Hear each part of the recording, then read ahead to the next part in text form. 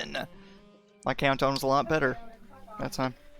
Hey, what's up, guys? What's up, guys? It's me, Logan. I did not pick a playlist for today. Gotta pick What an a playlist, opening man. that was. Yeah, I'm never gonna get good at introductions and openings and stuff. That might just be my thing. Gamers. Welcome, gamers, pro gamers. Be Hi. like me. Sup, fuckers? Sup, fuckers? Stop cursing! No. I'm Logan, NeverSayDice. I stream on Twitch, I have a Patreon, I post on social media, I write D&D stuff. That's it for me. This is our friend Jacob. He had a job interview today that we all wish him the very best, that it went well. And he is Thanks. And he is playing our lovely tiefling bard, Donavan. At the other Hello. end, hello, is Travis, who is a pro gamer. And that wasn't that Wow, funny. this intro sucks. I wish that was actually my full-time title. Yeah, right. That's Travis down there. Travis. He's playing Oleg, the Dwarven Artificer. Right here down below me is my friend Austin. Austin is a rad trombone player and a master, or a lore master of all things Destiny, Dark Souls, Civ games. What's the other one that I'm thinking Actually, a Total fun War. fact that not a lot of Total people War. know, Austin has 2 pinky toes on his right foot. I How don't did you think know? that's true, don't- but Don't look at it, and don't tell him I told you about it. Alright? Cool. next to Austin, Yeah, are you oh. gonna be cool about this? stop. Austin is playing our lovely Kalistar Warlock Private Investigator, Cornelius. Next to him, Alan. Alan is a sweetheart music therapist, or soon-to-be music therapist. And he is playing Wendelin, the Shadow Monk. Next to Alan is our friend Carson. Carson, I'm not gonna do your normal introductions, unless you want to. Because you have a good delivery for all of your titles. Hi guys, I'm Carson. I am still unemployed. I'll be playing our dear sweet anxious boy, very into Madani, our half-elf divination wizard, on this fine November Eve. I hate this. And I'm ready to have a poggers time. With Oh my god. All right, night. and below Alan at the very bottom of your screen is our friend Xavier, also known as Xylo Plays on Twitch and social media and the like. Plug that motherfucking Zelda, please. Oh, yep, let me do that quick command here. Where's our mod? She stepped away. Yeah. Mod! Mod! I need my mod! I need my phone. And Xavier will be playing Spike, the Iron Hunter. Is that what the name was dubbed? And Warlock. Yes. Yes, That is me. Alright. that is you. Trainer introduction. Yeah. Honestly, I thought it was probably the best introduction we've done so far. I really matches the energy we're putting out today. I mean, today is definitely a day. It was of a days. long weekend. If you think that intro was pretty poggers, make sure to let us know in the chat. If you just like the use of the word poggers, please also let us know in the chat. Yes. Yeah, drop a And poggers. if you dislike the word, poggers, get off of Twitch. You shouldn't dislike poggers if you. Alrighty. So all the normal stuff, Patreon, social media, blah blah blah, links in my Twitch channel stuff. Also on my Twitch channel panels, nailed that. Twitch channel panels. Yeah. Is my suggestion box for the next emotes. There are already some pretty rad suggestions in there. I am quite a fan of the facepalm emote for when Alan does Alan things. That was a pretty good one, and also a sparkly new boot Goofin emote. That one sounds really cool too. So we'll see what we can work out. Time before Christmas. I hope it does. It really grinds my gears, rustles my jimmies. You also see some cool new emotes if you were not here for our session on Friday to celebrate getting affiliate. We have some cool emotes in the chat for you to use from Better TTV and also from Frankerface Z, and also for my tier 2 subscribers. There is a new emote for you all. Let me scroll and find it. It is a Chaos Logan emote. It is quite deep fried and awful. Deep fried. But I hope you love it anyway. It is official. This week I'm still full-time at my job, but next week I will be going to part-time, and they actually obliged me on shorter shifts, and they're keeping me at roughly the same time of day. So I will have far more hours during the day to myself to do things and also stream and hang out with you guys. So starting next week, I will hopefully be able to stream far more often. Even if it's just a little hop online and play some games with you. And also, hopefully that means I can start streaming some more tabletop RPGs, because that's what I really want to do. That just takes a lot more work than just hopping on and playing video games. So we will see. Every week I say I'm going to type up a list of announcements before we start, so I know what to say, and then What you should do is you should type them in our group message so we can be reminded. You see, but that would be that would require me to also remember to type them first, and that seems to be what's causing the trouble. I think I believe in you. Believe in the you that believes in me. Shut up, Traps. Body naughty. Nobushi, I will make a note of that NPC name, and I will see how to incorporate that. Oh my! Yeah, that's what I was laughing about earlier. Well, I saw it, but it didn't register. I think my mind was doing other things. But that reminds me, during the session on Friday, we did a little giveaway for some of our viewers to design an NPC for the upcoming session, and it has gone splendidly. I am ecstatic for you guys to meet this NPC. It just worked out like a puzzle piece. It was great. So probably when we take a break this time as well, I will do the same giveaway, and you can enter into design an NPC for the next session. So that'll be really fun.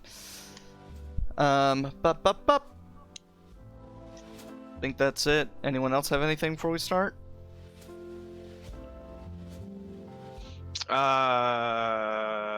Use the suggestion box if you have anything you want to see.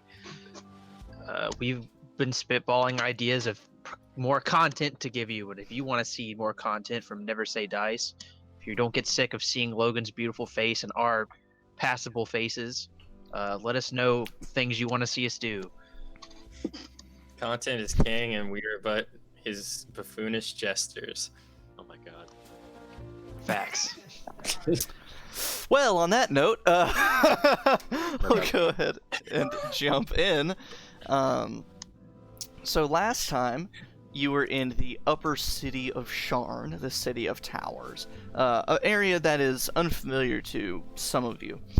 While up here, you ran into Varian's cousin Lani Madani, who is apparently transporting some volatile conjuration magic stuff. Which caused an fire elemental that was sworn to protect her. It was dissipated before anything was found out, but also the creation of a sidewalk or street golem, comprised of the stonework and metal of Sharn's bridge. After stopping it before it wreaked havoc on everything, you found out that she was delivering some magical conjuration stuff for her father, taking it home, Varian's uncle, and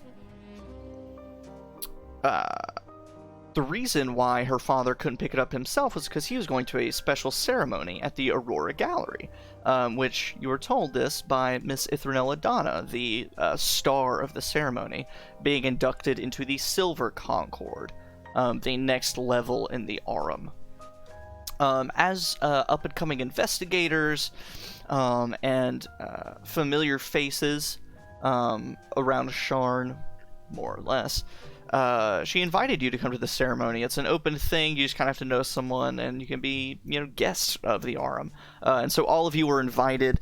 You needed to spiffy up, so you all went, got yourself cleaned up after the fight, got some new digs, some new duds.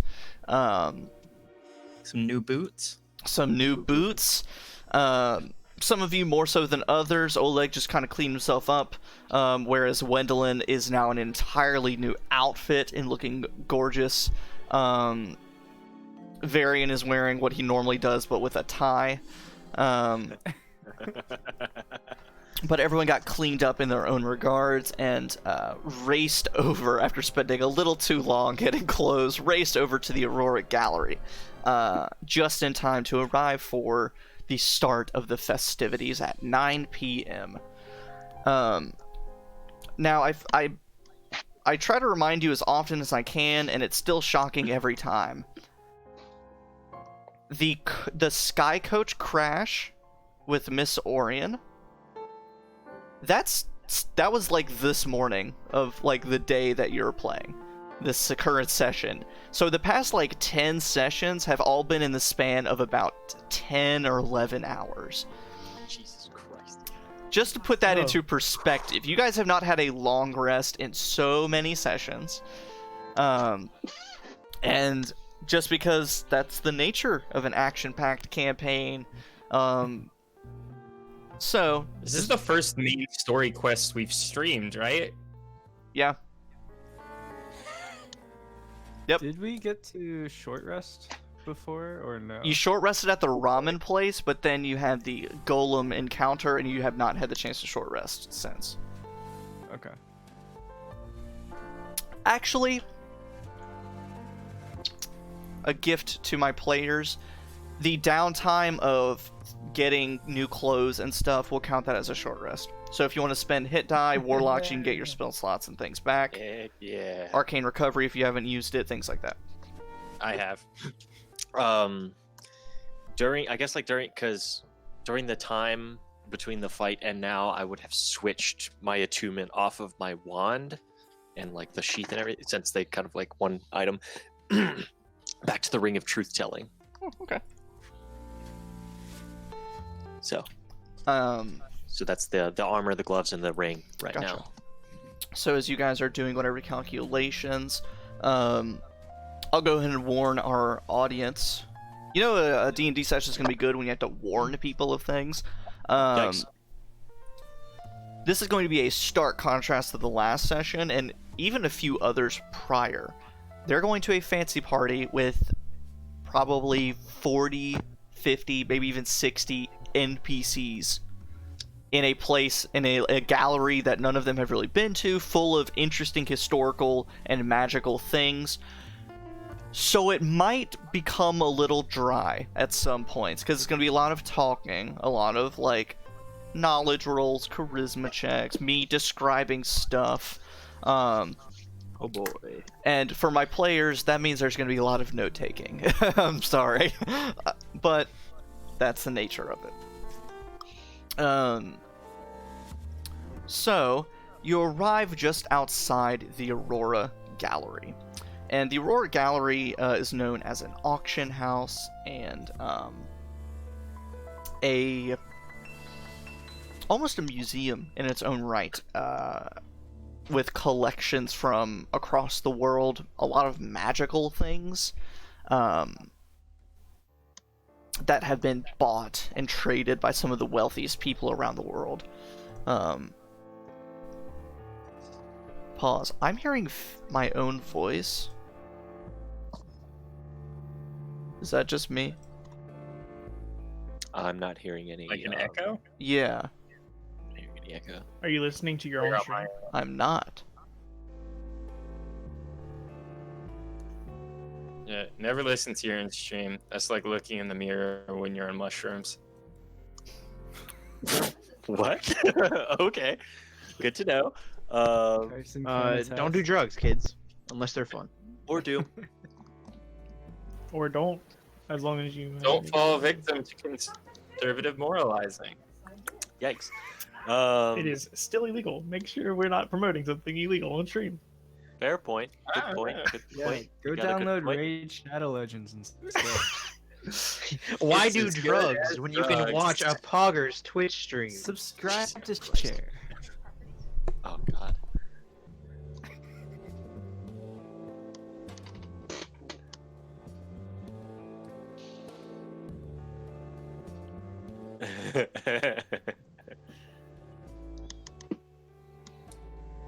I don't know. I'll deal with it. That's it's worse. It's like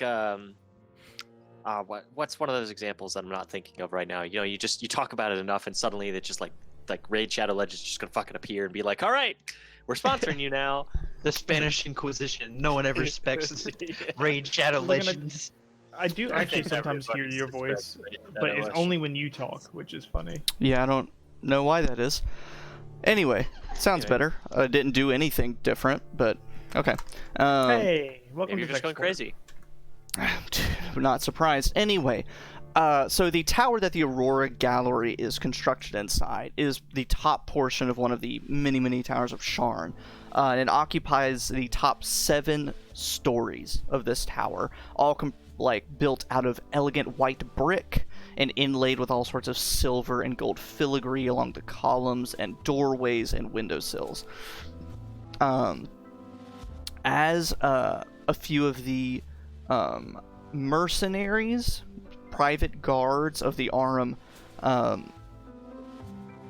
stand at the door, you let them know that Ithril invited you and they've been told ahead of time. You're on the list, and so you all are let into the foyer of the Aurora Gallery. The interior of the gallery, where the outside was white brick, the inside is all sorts of paneled and columned wood made of this fine orange reddish like poddock wood, and so it is vibrant and colorful in here. There are absolutely ancient tapestries hung on the walls. There are old paintings and statues situated in all sorts of little alcoves, and there are artifact cases even display here holding ancient weapons and ancient raiments and all sorts of other stuff. And you see that there are a few people from the Arum and their guests mingling down here. You step through, and it is an atrium that reaches all the way up to the roof, all through the 7 floors of the Aurora Gallery.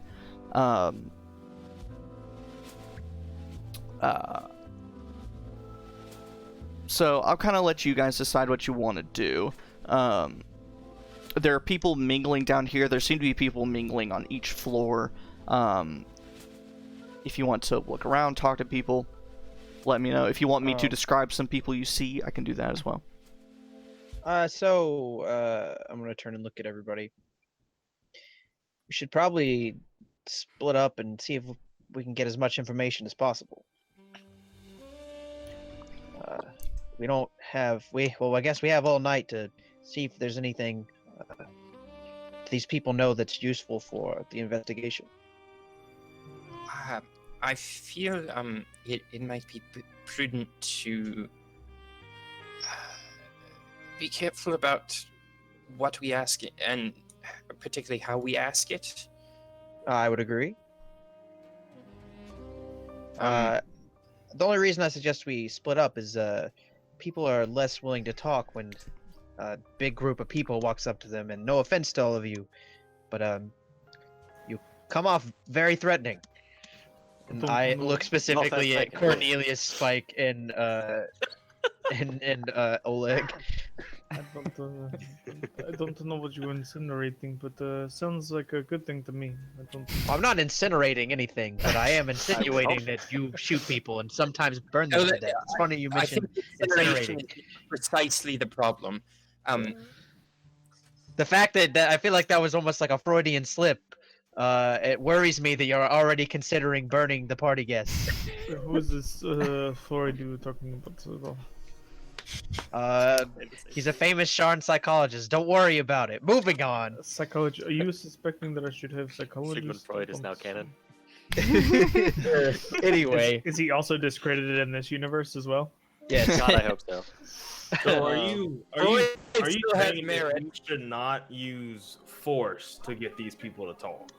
Yeah. That's precisely. Yes. You do realize that my whole purpose for being in this area is to spread the name of my house and to talk to fancy fucks all the time, right? That is, I'm literally an emissary for my full-time job. I do shoot people, but in my full-time job, I actually talk to people. Oh, so you just kill and shoot people in your free time?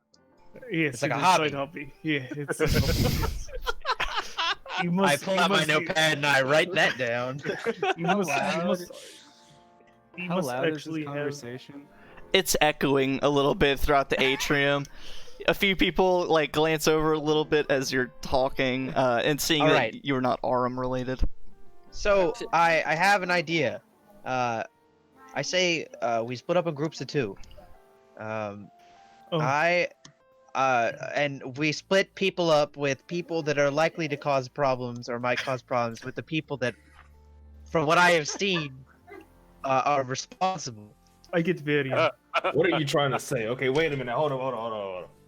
See, Spike, this is what I've I'm got saying. my number three. I'm saying Let's I know bring I it. might cause problems, so I'm gonna go with you, and you'll make sure that I don't do anything crazy. I feel like this is backhanded. Very backhanded. I don't. And Oleg, you can go with Varian because you know how Varian can be at parties. I don't. I feel as though both of us we're used to this kind of environment much more than most other people. I don't. Yeah. And Cornelius, you can go with Gwendolyn. I'm just making And sure that- Scritch doesn't steal anything. Well, here's my question. We've known you for what is it? All of 5 hours. When did you become the party leader? I am my dear Iron Hunter. It is merely a suggestion. Mm-hmm. You You're hear lucky I got my new boots on. There's a light bell ring behind you, and when you look, you see a little like. Actually, most of you have seen sprites before. In fact, there's a sprite who works in Oleg's manor now from your first adventure. A sprite floats over to you, but then as they approach, you see that they're not a sprite. They are mechanical. They are a construct of some kind that has sort of a humanoid, almost puppet-like shape, and then mechanical wings keeping it afloat. It just has glowing eyes, and it has holding a tiny little bell. And it rings it. Once it gets your attention, it says, "Sorry, everybody. Thank you for being here, and sorry for the interruption. I just wanted to let you know of what is available to you all this evening. The gallery has 6 floors of exhibits. There's an elevator down that way, a ramp that goes all the way up, and then the final ceremonies at 9:30 are going to be held on the rooftop garden. That is also where you can get drinks and hors d'oeuvres for the evening. After the ceremonies, you will have plenty of time to walk around the Aurora Gallery and speak to as many people as you'd like. Is there anything I can help you with now?" Yes. You are a fascinating creature. Can I inspect it to see how one would make such a thing?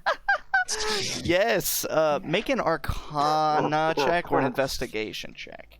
It's gonna, All right. you know. All right, that is going to be a 19. A 19. These aren't necessarily like super rare or anything. You know that like certain houses will use them as what are referred to as expeditious messengers. And they can take on usually any kind of form that the creator wishes. But it's essentially a form of like homunculus or construct. Okay. Hi. What is your name? My name is Darwin. Darwin. Good name. Well, that's nice. Thank you for the information. Is there anything else that you do? Do you do you just hang out, or you what is your typical, what is your functionality? Party tricks? I serve the Aurora Gallery. Occasionally they will have me do tours, but as of right now they have me on meeting and greeting duty. Oh, and in fact, and he flits over off to the side, lifts up a panel on the wall, pulls out some things, and flies back over, and essentially hands you guys little card stock, like index card size, like flyers. And he hands them to you, and it has the lists of exhibits in the Aurora Gallery. And he says, in case you're wanting to view anything in particular, the exhibits are outlined right here on this card. Thank you. Thank you, It's Darwin. just one card. One for each of you. How many exhibits are on it? 12. Cool. That's divisible by 4. That's good. The good thing we're splitting in in three 3. groups of Sorry, three, right? It doesn't matter. Donovan, I didn't know it's- you were such a mathematician. I have been known to do math sometimes. Incredible. I think you're really trying too hard to force this you being group leader thing. Can you back off a little bit? Yeah. Listen, We've known you for approximately 5 hours. And I'm not trying to tell you. Okay, To listen, be I'm fair, not trying he to tell has you what to also do. stalked us for much longer than that. I don't. That is true. Yeah. That is true. Listen, You're more of like the president of the fan club at this point. Listen. I'm just saying I've been to this kind of thing before, and I know the best way to split up and divide and conquer, as it were. I was just Well, what if offering we a divide suggestion by if you 3? don't want to. Or 4, or 5, or maybe even 6. Well, I think you.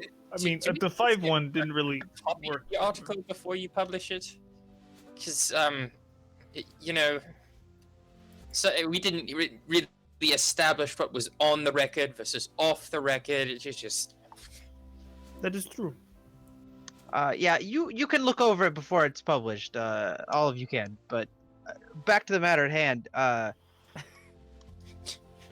I'm not trying to tell everyone what to do. I just wanted to offer a solution to how we may best get as much information from this kind of thing as possible. I've been to a lot of parties in my day for press-related reasons, and it just sometimes there are a lot of people that have something to say, and if we all stay in one group, we're not going to be able to hear all the stories we need to hear.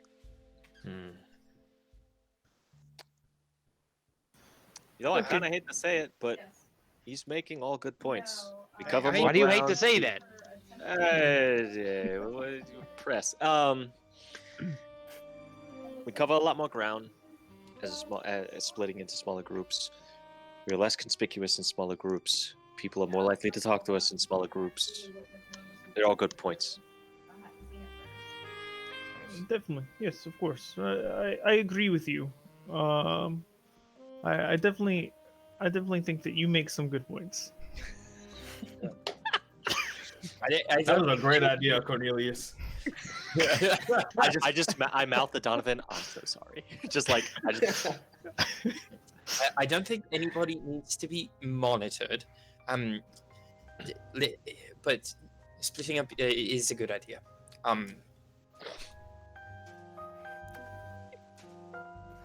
Gwendolyn you want casts to- minor illusion on her face and wants to do like a sort of cosmetic, some subtle like cosmetic surgery-esque changes. Cosmetic surgery. Okay.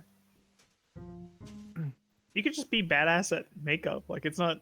It basically looks the same. Have you seen some of those videos online?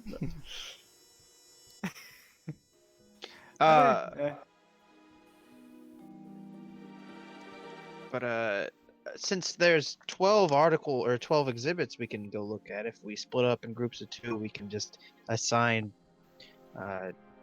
4 for each of us to look at. What are the exhibits? So taking a look at your card. Give me one moment. Let me scroll down here. Is she okay? So the first floor of the tower is just the foyer area. You can see that this is where a lot of just the mingling happens for the Aurum and any guests. So there's not really a formal exhibit. There are some like things displayed down here, but no uniform exhibits. The actual exhibits are on the second floor.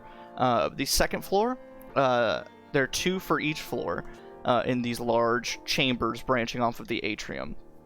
The ones on the second floor, they are titled Remnants of Old Sharn and Fragments of the Last War. The third floor, and I can copy this into a chat so you have the actual words and spellings. The third floor is entitled Arganesson Relics and Kyber Relics. The fourth floor is Sarlona Relics and one that's labeled Unknown Artifacts. The fifth floor has Tribes of Kibara and Giants of Zendrick. And the sixth floor has, where'd the other six go? Vestiges of the Delkir and Winter Warlocks of Everus. And then finally the seventh floor, Drome Magic and Signs of Fiends. Give me one moment to copy paste this for you guys. Assuming I can. It is a lot of words. Oleg is definitely, the instant Oleg reads that, is going straight to the Dalkier floor.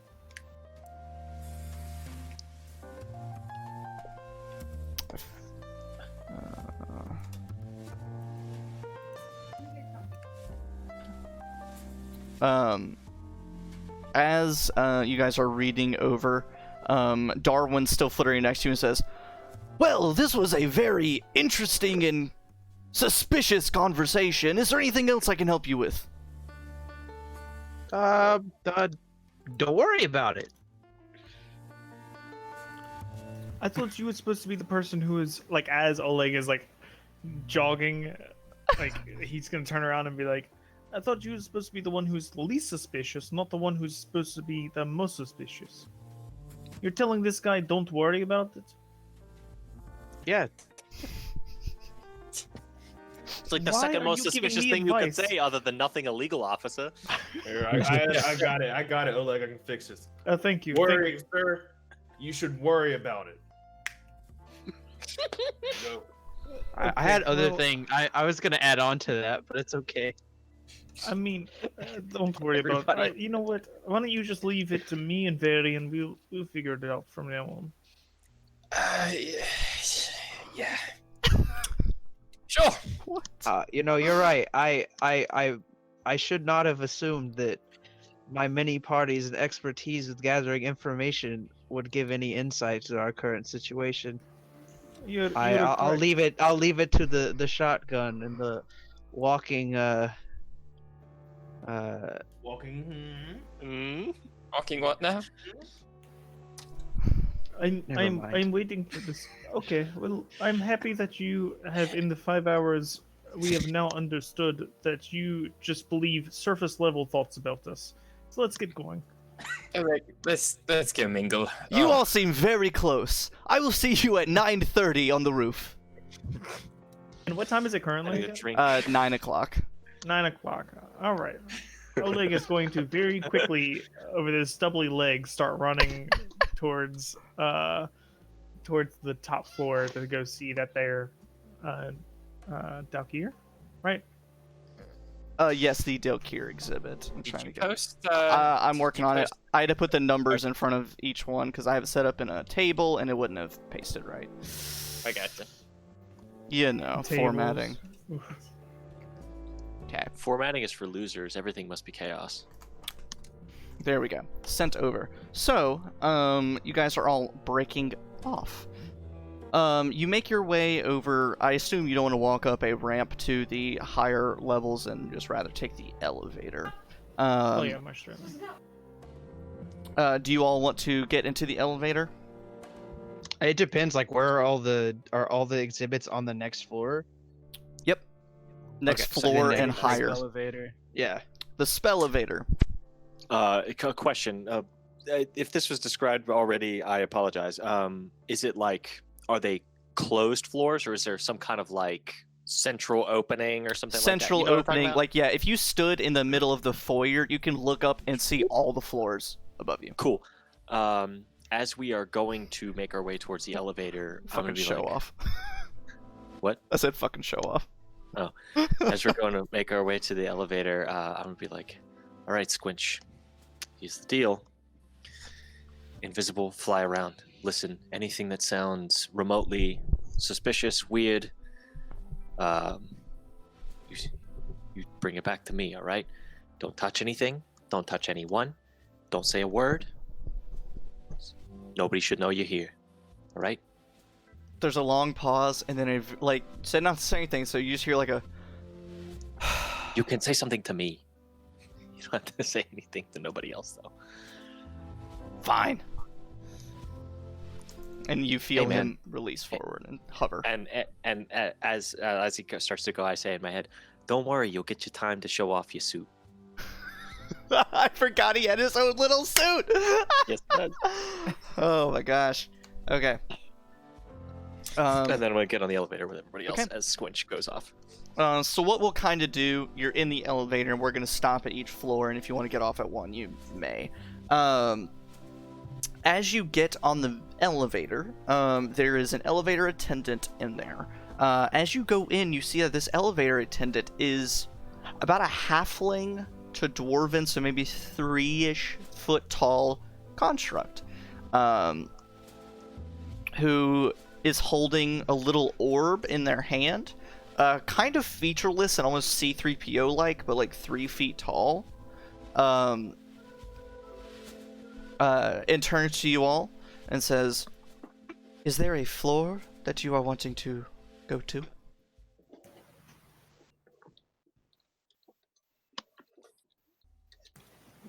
The exhibit floor? All of them are exhibit floors. Six. I would like to go to the 6th floor, but I think they were hoping to go to other floors. I don't. We'll go sightseeing then. And he reaches up and hits number 2 on the panel. And then turns back to you all, holds out the little like crystal ball orb and says, "Fresh and a clean up?" I'd take one. You reach out and you touch the orb, and essentially prestidigitates you clean. Cleans off your clothes, sort of desanitizes you and things like that. Or desanitizes? Sanitizes you.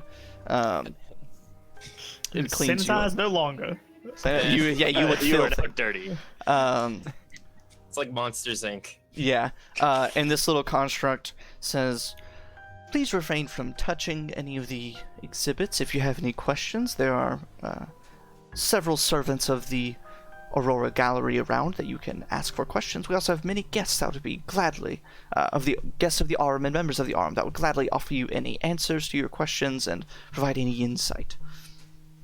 The door opens, and you see that there is a sign hanging up from sort of the platform above outside, dangles down. One side is fragments of the last war, other side is remnants of old Sharn. And whoever would like to step off may. Spike, you wanna? Let's check out that last war exhibit. I'm with you. Okay. Door closes, construct presses the 3rd floor, goes up, opens, Arganessan relics and Kyber relics. Question. Yes. Forgive me for being a little ignorant of this, but Arganessan? So, What are- I'm glad you asked, Austin. And also Kyber when we get to that. I feel like I should know that because I've heard that before, but my brain is not working, so... When I hear Kyber, I think of Kyber crystals from Star Wars. Kyber. You are I was very thinking close. Kyber Oh. Dragon Shards. Kyber, looking at your little exhibit card.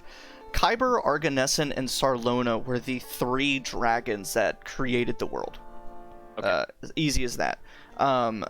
These relics come from the continents of the same name, or lands of the same name. So there is a place also called Kyber, a place called Arganessan, and they're full of cults and barbarians devoted to these dragons. There are ancient sites of these dragons and their followers and things like that.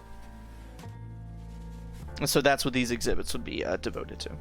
That's kind of your offhand knowledge. Okay. If no one gets on there, the contract 4th floor to the unknown artifacts and Sarlona relics. I'm gonna kind of look at everybody and go, anybody interested in checking these places out? I'll go where you go. All right. And I'm gonna step off towards unknown artifacts. Okay. Awesome. Contract goes up to the 5th floor. Giants of Zendrick, Tribes of Kibara. Anyone gonna step off? Alrighty. 6th floor, Vestiges of the Delkir, Winter Warlocks of Everus. Yeah, Oleg gets off. I'll get off as well. Okay. And then finally, the 7th floor, Signs of Fiends and Drome Magic. Everybody. I think everybody's off at this Everybody's point. off the elevator now. Awesome. And so we'll say that you'll probably spend this 30 minutes before the actual ceremony in these exhibits, but then after the ceremony you can kind of go about your business. So, Spike and Donavan, was it? Yep. Awesome. You go into the Last War exhibit, and you are greeted first by a boisterous voice yelling a story in this exhibit. It doesn't seem to abide by the normal museum rules of keeping your voice down and being polite.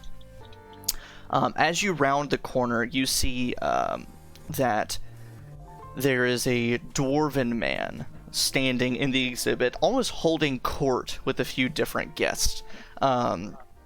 He has short gray, that classic cropped hair, beautiful braided beard with a variety of silver rings holding it in place. Kind of a rounder guy, not fit, kind of rounded face, round, rotund body. But he is wearing,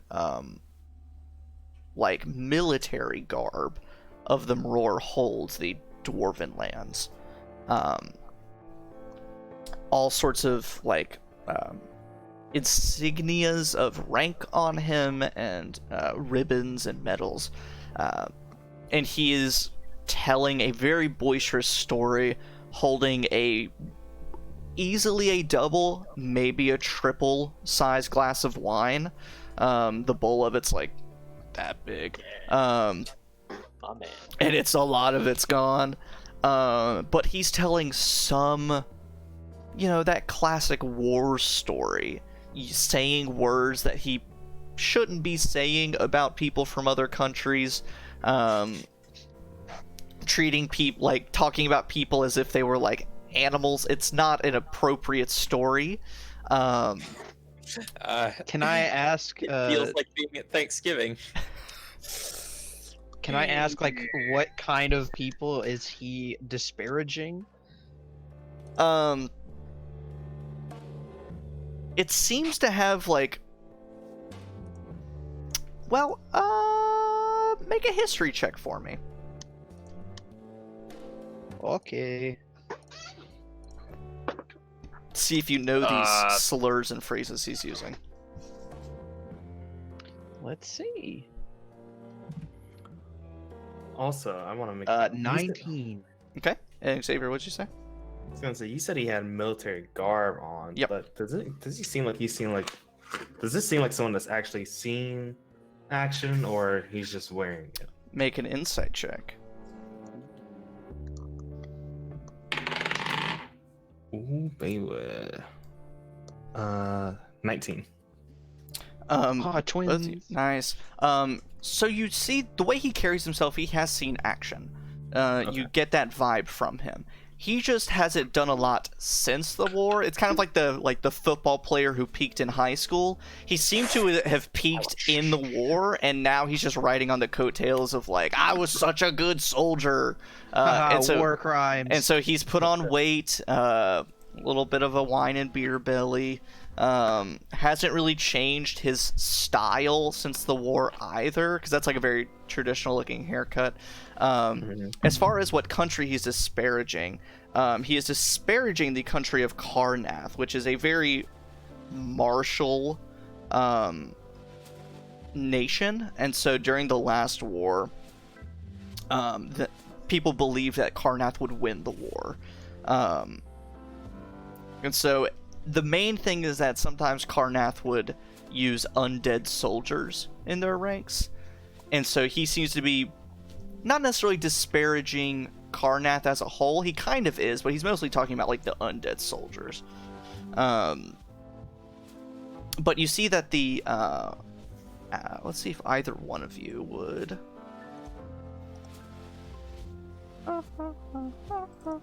Nope. Neither one of you would. You see that he's holding court with a few like other people telling them this story.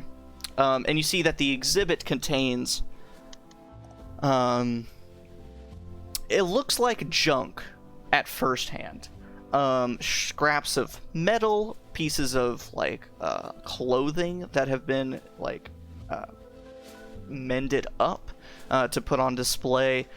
You see like several places of plaques that have badges collected from the bodies of soldiers and things like that have been hung up. Some old war maps that have been bought and put up on the wall and all sorts of stuff like that. Do I see anything about Captain Jeremiah Romulus? Make a perception check for me. As Spike is focusing very hard, I'm gonna go ahead and give him a bardic inspiration. Ooh, D6, right? D8. Ooh. 22. Okay. Boy. I see him myself. He's standing right there. He's standing right there, obviously. And he's like, "Hey, Spike, man, how's it going, buddy?"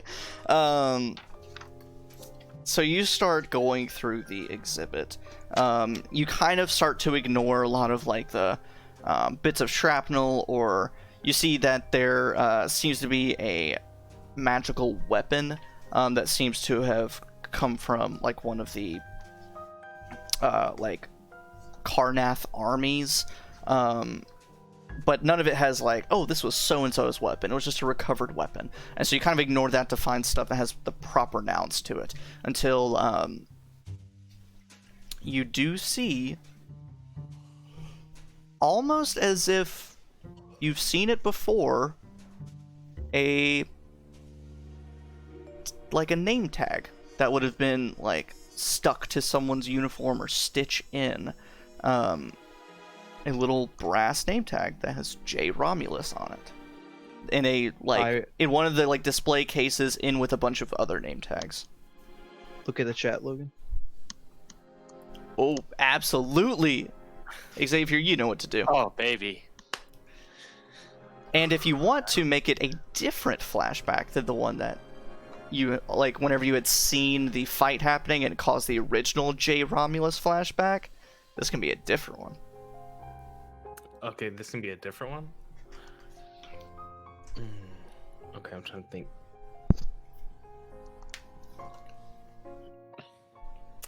As I'm looking through all of the war memorabilia, I'm kind of just getting like... It's not all hitting at once, it's just like bits and pieces of the war just like coming back. And it's just like, and I'm looking at everything, and then all of a sudden, it's just like a sudden, like a rush, like a flood of memories as they start to overwhelm me. And you see Spike on the battlefield doing what he was created to do: kill. Going through life after life without hesitation or remorse. Spike, the only thing that's on his mind is to win the war. He is not thinking of cowboys and westerns. He doesn't even have the cowboy accent at this point. This is far before that. Spike. And as he's looking back at himself in this moment, he barely even recognizes himself. He carries himself differently. He's running through the fields, shooting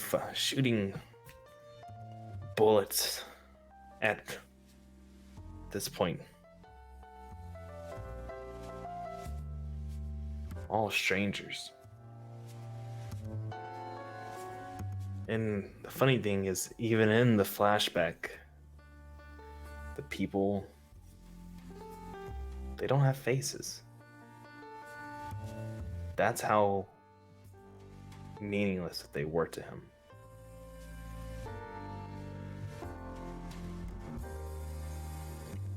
One, then two, then three, then Spike realizes that it's pointless to count because counting doesn't aid the war. You just need to continue until it's over. And that's what he does. He continues.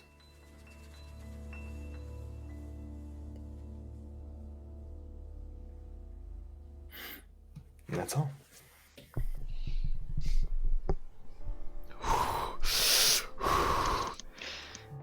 I imagine like Spike's like just staring into the glass, and I like look at him and I see that he's just like spaced out.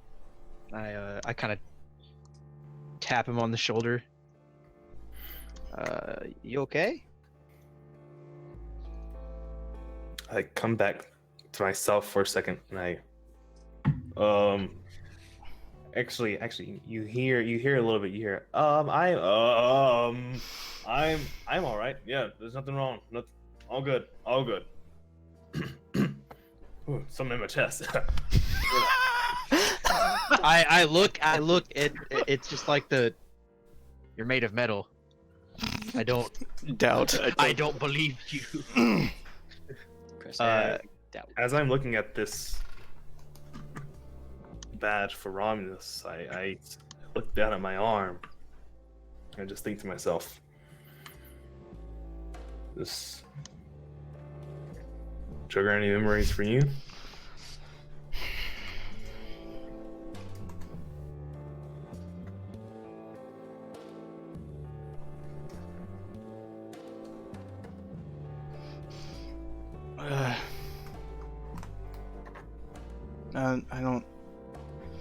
I don't think so, but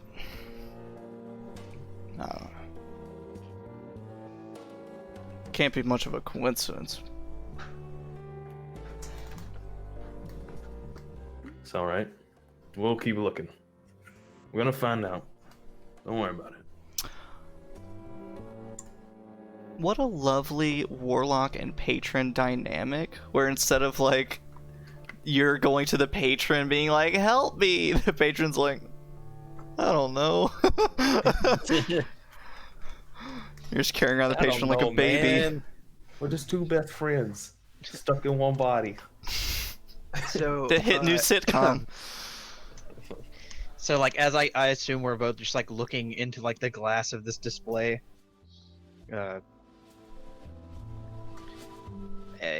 I'm sorry if I came off pushy earlier, you know, it's just I've been watching what you guys have been doing in town, and I really appreciate people doing the right thing for right thing's sake.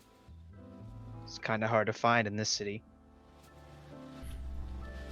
It's like working with like people you respect, heroes or something like that.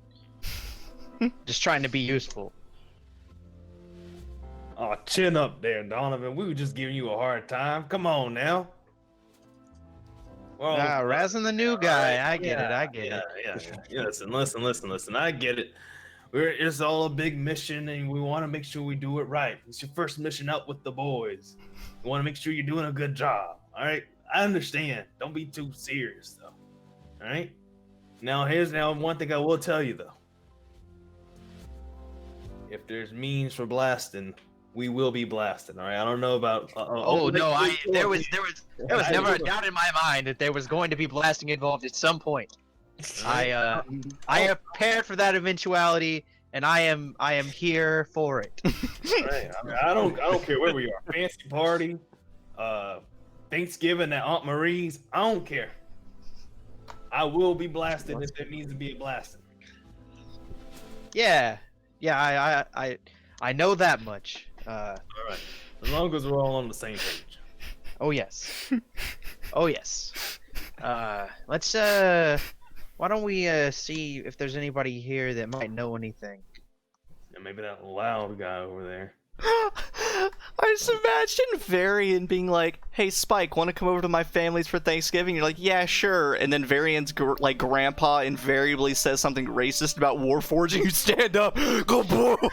These mashed potatoes are lumpy. Eldritch blast. All right. So, what you doing next?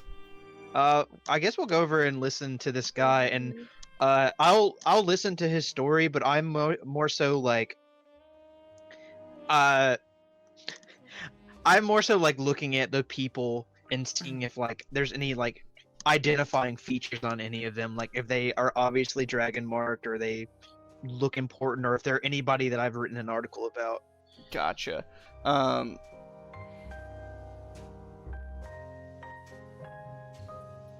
Austin, did you have negative 400 something tings? I've no idea. Because that says does you not seem won right. 1,500, but now I you have know. 1,000. Every single time the ting count comes up, I have no idea what's going on. Amazing. Just love gambling. Apparently. Anyway, so you see now that the conversation has switched over a little bit during this conversation between you two, and now this military person is now talking about the constructs that he has traded and supplied to the Aurora Gallery. Now he's saying, "Yeah, I just got a new one not too long ago. It cuts hair like a champ. I've never seen a little Modron cut my hair better. I mean, look at how even this cut is. Is his haircut even? Okay, it's very even. Wow. I look at Spike. It is pretty even. He said, "Yeah, no, I mean, I'm all happy to supply some services for the Aurora Gallery. You can't run any kind of a place like this without some help around." And he kind of sees you two making your way over. He says, "Yeah, come on, join into this circle." And you step in, and just looking at the people you're with, the two of you make a perception or insight check. Insight 15. Okay. Ooh, I got a 7 for perception. You see that now that the attention has turned, you see that two people that were standing in this circle, you recall that the Aurum, to signify their status, they wear a ring on their, like, these 4 fingers and these 4 fingers of the metal of their rank. So copper, silver, gold, or platinum. That two of them, one of them is wearing the platinum rings across their fingers. The other one's not wearing any rings at all, but you can see that they are together in some capacity. And when this military person, this dwarf, he turns his attention to you guys, they take that opportunity to get the fuck out of there. And they, like, nod at you two, like, enjoy. And they make their way out of the exhibit. And then the two other people that are left in the circle, one of them is a middle-aged older gnome man who seems to have a sweating problem. He keeps dabbing at his forehead with his kerchief. He's wearing a very tight-fitting tuxedo, like he's owned it for like 20 years and he hasn't had it tailored yet. And what catches your attention is Donavan. As he goes up to like wipe his forehead, this is a nice like place. This is a nice event, and he has like dirt underneath his fingernails, and his fingertips are like stained with dirt, kind of like how mechanics are stained with oil. And he's sitting there listening quietly, occasionally wiping sweat off his forehead. And Can I oh, go ahead. detect thoughts on that guy? Absolutely, you can. His surface thoughts, there's essentially like, alright, only another half hour of this, and I'll like, get out of here and go home, get all this over with. Oh my gosh, if I have just another war story, I don't know what I'm gonna do. Oh jeez. Who are these two? Oh my gosh, who are they? And it's just kind of like, oh my god, ready to get the fuck out of here thoughts. I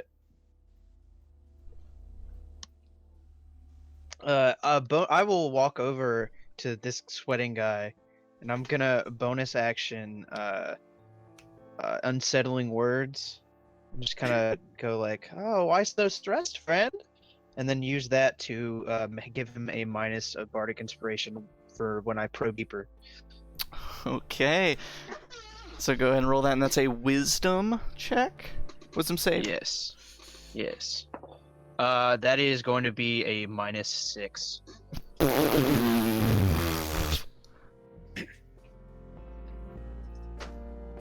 He got a 3. Tell me his life story. Paint me a picture. The thing that is most prominent on his mind right now is why did that little brat have to come bringing up that oil again? I thought I was done with that business. I didn't expect anyone to actually be using it to commit any serious crimes. I can't.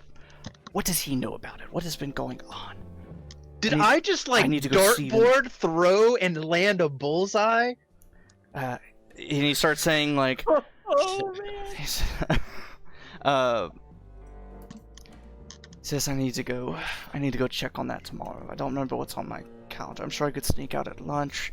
But my office hours are tomorrow from 2 to 4. And he starts at that point. He's focused on. Like, he's trying to fix something. But eventually you do hear, he mentions, or you hear him thinking, like, what was his name? Vagrant? Vagrant? No, that's not it. The Madani kid. Oh, is this the professor? I guess that's is this my shitty professor? Yep. And this, and as he goes up, his dirty stained hands, wiping the sweat away, he also has 4 copper rings on each hand. So I will whisper to Spike.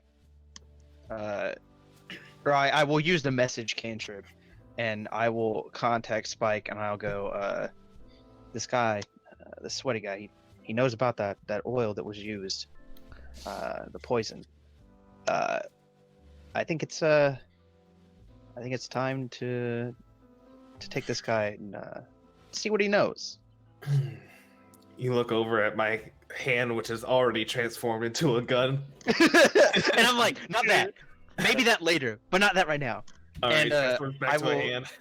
I will go up to this professor and I'll go, oh, hey, excuse me, sir. I am with the Sharn Inquisitive, and this is my cameraman.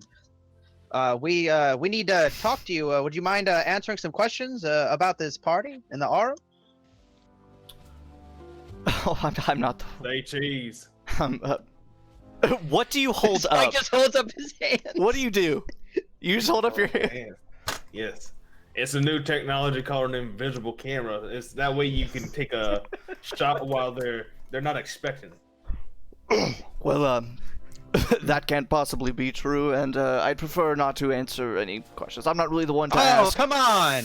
I'm I will not take no involved for an anymore. answer. I am not involved anymore with the Aurum as much. I just come out for the special events. I won't take no for an answer. I'm sorry. I can do this all day. Who invited you? I I'm the press. I can go wherever I want. Answer the question. No, you would have had to know somebody to come in here for the ceremony. Cameraman. I think we should take this conversation over there. And I will thaumaturgy, put my hand on his shoulder, and kind of make my eyes just flash. And I go, I won't take no for an answer. Let's go talk about the party. Make an intimidation check. With advantage because I'd use cool effects. Probably not, because like he would see you do the hand gestures and do whatever you need to cast the spell, so it's clearly you're casting a spell. Okay. It's still good. That's a 23. Jesus Christ. He looks, and you see that the dwarf that's standing there, he says, "Come on, Klein, just go answer the questions. I mean, that can't be anything. I mean, all we're doing is fundraising and holding auctions and setting up exhibits. I mean, what's the problem?" Yeah, takes Klein, a big what's the swig problem? of his wine. Klein grits his teeth, says, "Fine, but we only have about 10 minutes before the ceremony, so just make it quick." So I kind of pull him to his side and I gesture for Spike to join me, and I whisper Spike to take up a position, like kind of like blocking the other side of him, so he can't just like run away. Okay. Oh yeah. And let's see. 1 second.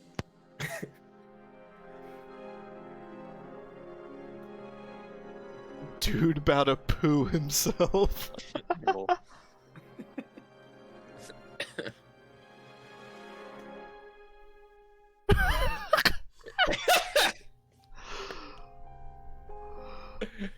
Good at following instructions. Sorry. How the tables have Oh. turned. How the turns have tabled. How the cards have hit the ceiling. All right, we got the corner. I would first of all like to bonus action again, use unsettling words, and then cast suggestion at him, and I'm going to say, "Sir, I'd like to suggest you tell us everything you know about the murder that was done with the oil you created." Well, he rolled a 9 even without your unsettling words, so that's bad. Let's see how bad he would have rolled with it. That's bad. Oh, it's okay. It was only a 1, so it's a good thing he rolled bad. So what was your suggestion? To tell us everything he knows about the murder that was committed with the oil he created.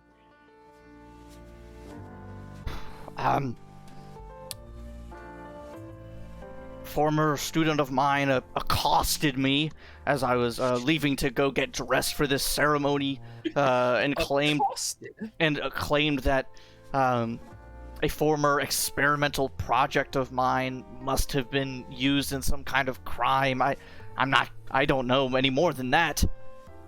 That's not what your thoughts told you. Or told me, I guess.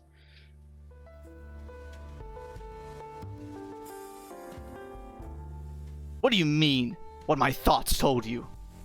That's what you told yourself. What are you saying? That you know more than you're letting on. That's exactly all I know about what you asked me. I don't even Did I know misinterpret what his thoughts, what he said in his thoughts?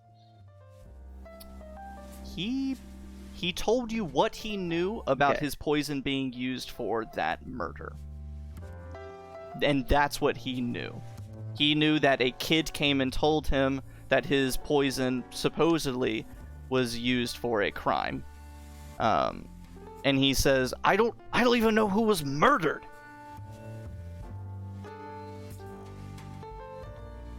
And this time he says it louder to garner the attention of the people around and have it echo through the atrium. It says, "Are you accusing me of murder?" And I would everyone else make a perception check for me. Yeah, I'll make a perception check for that. I'm going to. I'm on a look different at, floor. Would I even be able to know Donavan and be that? like, Yeah, because it's echoing up through the atrium. Yeah, it's like open center, kind of like the library. Oh, wow. Okay. I'm looking for a 15 or higher. Did anyone get it? I Yes. got a 16. Nice, on. nice, Yeah, I got a 15. nice. I got I a rolled 19. real low. Okay.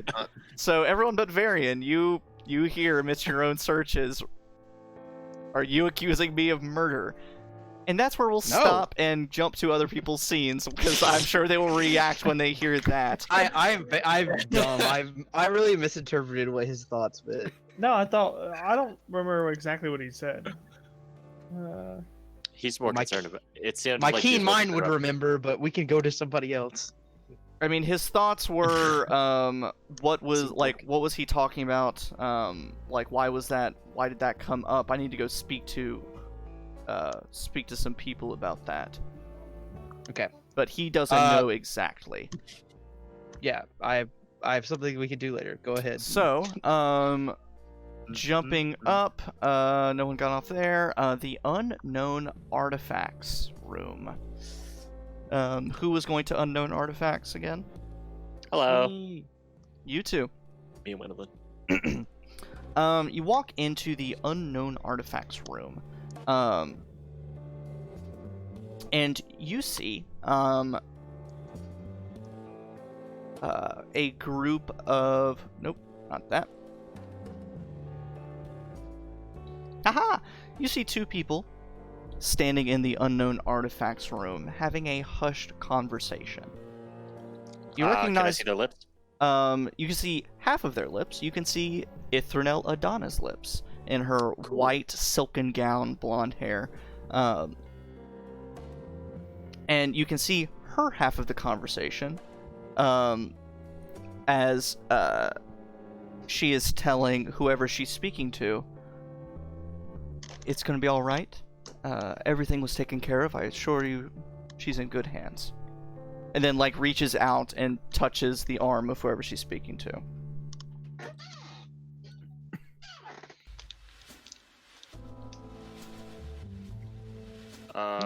Can I see? So I'm assuming that the second person has their back to me. Yes. What features can I discern from That the person. view behind this person? Taller, brown hair, tan skin, with what seems to be, like lavender and white colored robes.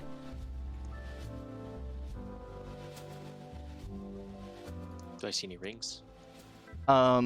You do see copper rings. Copper rings. Okay. Yep. All right. Cool. I'm just gonna kind of. Hi, Gunabushi Nueve. What? Well, I'm just going to kind of more or less wander into the room, kind of looking at things and just like keeping my ear out for any hushed whispers or anything else that would cause me to draw attention, and every so often try to keep an eye on lips so I can try to read them. I get Cornelius's attention and cast Pass Without Trace. Okay. So if we want I'll to take that. get Yeah, closer- I'll say if you guys want to make some stealth checks to see if you can Yeah. kind of slip in and Quiet gain. and inconspicuous. Yeah. Okay. All right. Cornelius, Let me you're remember. inspired if you happen to want to use it now or save it. It depends on how the stealth roll goes. That's what I thought. Gample. Did you see my something happens, Logan? I did. Just And making some, sure. something happens. I don't know. That's pretty good. I don't know if I want to use my inspire just yet. I think I'm gonna hold on to my inspire. Okay. So So, what were the stealth checks? 23. Nice. 24. Nice. So the two of you slip in, and you can hear their voices a little bit better for a few moments. And the person that Ithranel is speaking to has a deeper voice, presumably male. Says, I can't believe it was just so destructive like that. I really didn't expect it. I thought it was going to be an easy walk. Says, I know, but she's in good hands now, and she'll be home safe and sound. And Ithranel kind of peeks over and sees the two of you in this kind of open exhibit area, and cuts the conversation. Says, Gwendolyn, Cornelius. And the man turns around. I'm not even gonna have you make a check. You immediately see on his robes the Madani house symbols. And says, I was just having a conversation with Baron here about his daughter Lonnie. This is her father, Baron Madani. I was just letting him know that she is being taken care of. I was informing him of what transpired out in the streets, letting him know that she is now safe, and thanks to you all, frankly. And he walks over and begins to like shake your hands, like, thank you so much. His name's Donnie Madani, right? No, it's Johnny Madani. Johnny Madani. Oh. Johnny. Ronnie Madani? Oh no. Baron Madani says, I don't know. Burgundy? Don't know what could have happened. I'm sorry you had to do that. Sometimes it happens. Might want to convince your sources to use stricter protective apparatus when carrying such dangerous objects. Oh, I absolutely will. I absolutely will. So Ithranel told me that she invited you all here, and that Varian might be traipsing about here somewhere as well. Yeah, actually, I believe he is a few floors up, taking a look at something with an associate of ours. Hopefully he doesn't forget to work on any assignments tonight, and he's out partying like all these college kids do. Yeah, kids. Honestly, as long as I've known the kid, he will go to uncomfortable lengths to make sure that his work is done. So, Gwendolyn, how old are you? Like late 20s. doctoral age. Sorry, go ahead. But I'm like an 8-year-old. oh my god. You know those kids.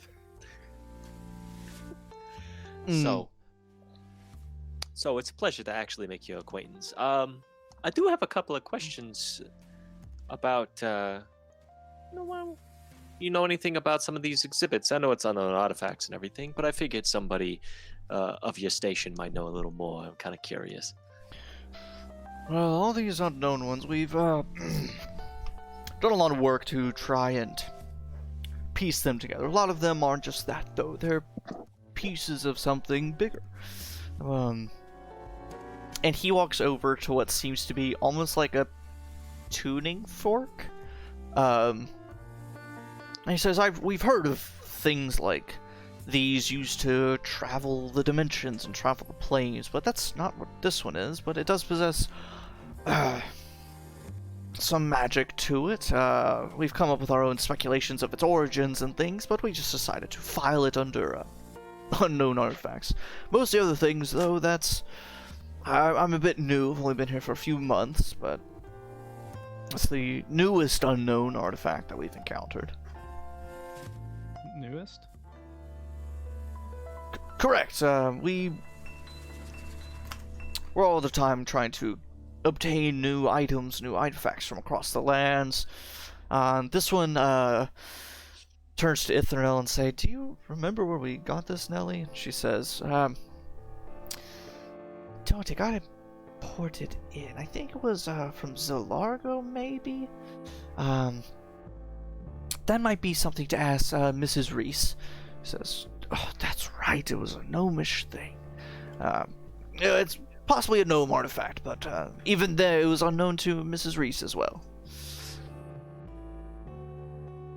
And when did you guys find this? Oh, her family sent it in just a few weeks ago. They're actually visiting today, if you wanted to ask her. Oh, like they're here? They came out for the event, yes. Apparently, Nellie here, Miss Adana, worked very closely with them to obtain this artifact, and when she told them that she was going to become a Silver Concordian, they wanted to come out and celebrate with her. Cool. Well, we'll be sure to say hey to Miss Reese, too. She should be around And here again, somewhere. Congratulations, Miss Adana. So, thank you. Mr. Madani, if you don't mind, I actually have another question for you. Just, you know, nature of the profession, I suppose. And before I ask question in character, Austin is trying to make sure he remembers everything because I'm kind of back into this after a little bit of a hiatus, just kind of like thrown to the wolves on this one. The murders that are being investigated, all dragon marked individuals, correct? All from dragon marked houses. Houses, not necessarily only dragon marked individuals, but from the houses. Yep, 2 of them have been dragon marked of the 3, but they've all been from the houses. Okay. They were all some kind of magical accident? Yes? More or less. The one that you were investigating with the House Thrashk visiting dignitary, it was an accident. He fell from one of the bridges. But clearly there must have been something else going on. And then all of the other ones, poison involved. And then the other one was more of just like a straight up beating, but for someone to get up into an airship and escape the airship without being seen to any capacity. Magic. So, yeah, I work in the investigative field. I don't know how much you might know about me. I'm not exactly someone who's a big name or anything, but I've been kind of looking into some weird, strange occurrences lately. Some strange crimes that have been happening to people. A couple of connected incidents that seem to be happening to people in your station. People of some of the more prominent houses. Each of them seem to be kind of connected to some kind of some sort of magical incident. Usually it's either directly or indirectly. Just was wondering if you might have heard anything, you might know anything, if you got any concerns about it, just whatever information you might be able to provide to help me kind of see what we can do about the issue, and see if we can find out if there's someone behind this or not. As much as I know, it's been a lot of rumors. I know that supposedly there hasn't been much gained from the investigations too much, besides from what you have acquired today. As of right now, all we've really heard up here is that someone's supposedly going after people in houses, but even then, that's mostly rumor. A lot of looks to Ithranel and then turns back and says, most people think it's a lot of junk. These are all unrelated crimes, and it's being blown up out of proportion. So I don't know too much. So Logan, I have the $1 million question for you. Is he lying? Is he lying? Does he seem like he is hiding anything? Does he seem like he is trying to just spout words to get me off the subject? Anything like that? Make an insight check. Cool. Thank God for me reattuning to the ring. Let's do this. Okay.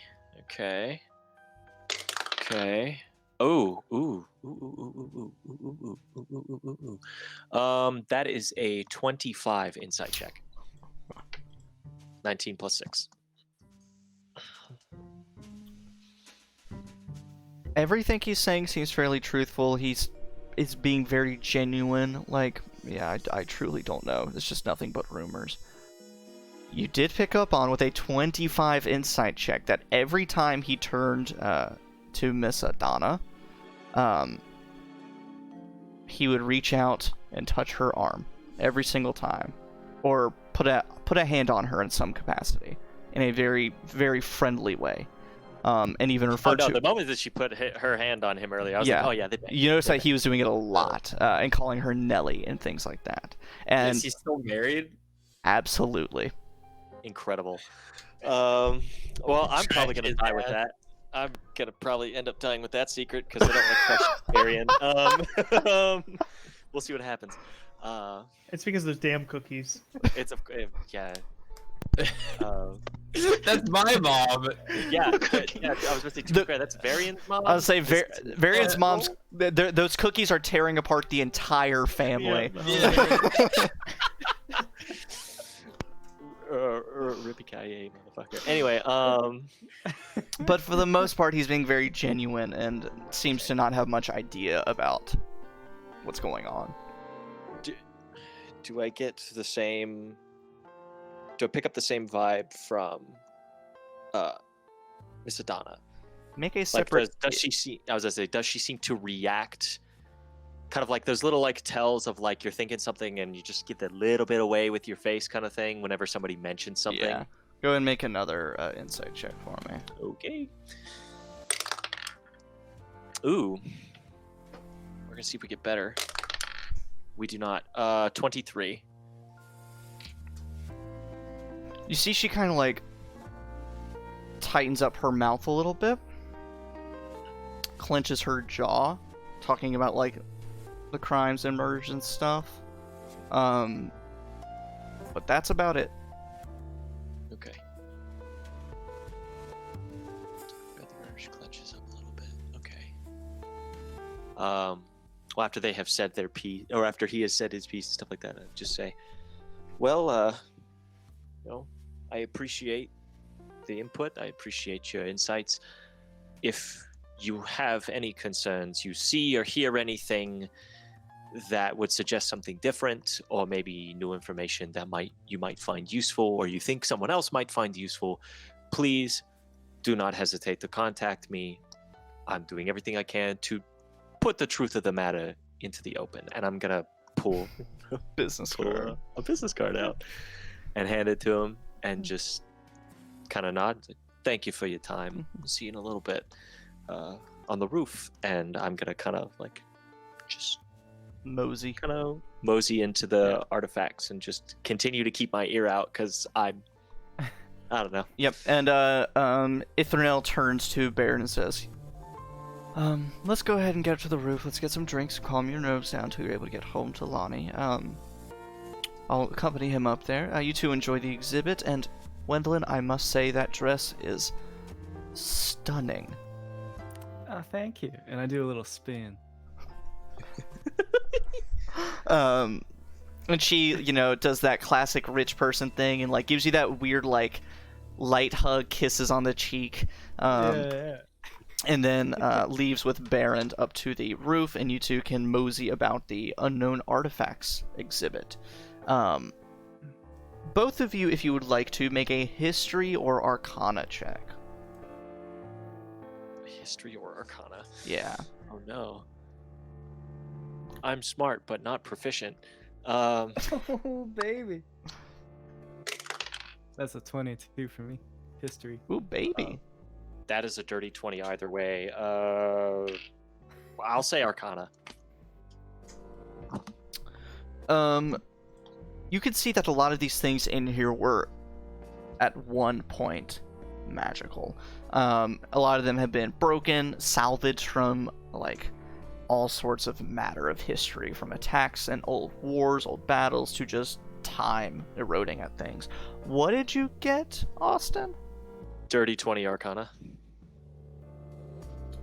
In one of the display cases, there are what seem to be gold rings about this size that seem to have all sorts of inscriptions and lines, and things written on them.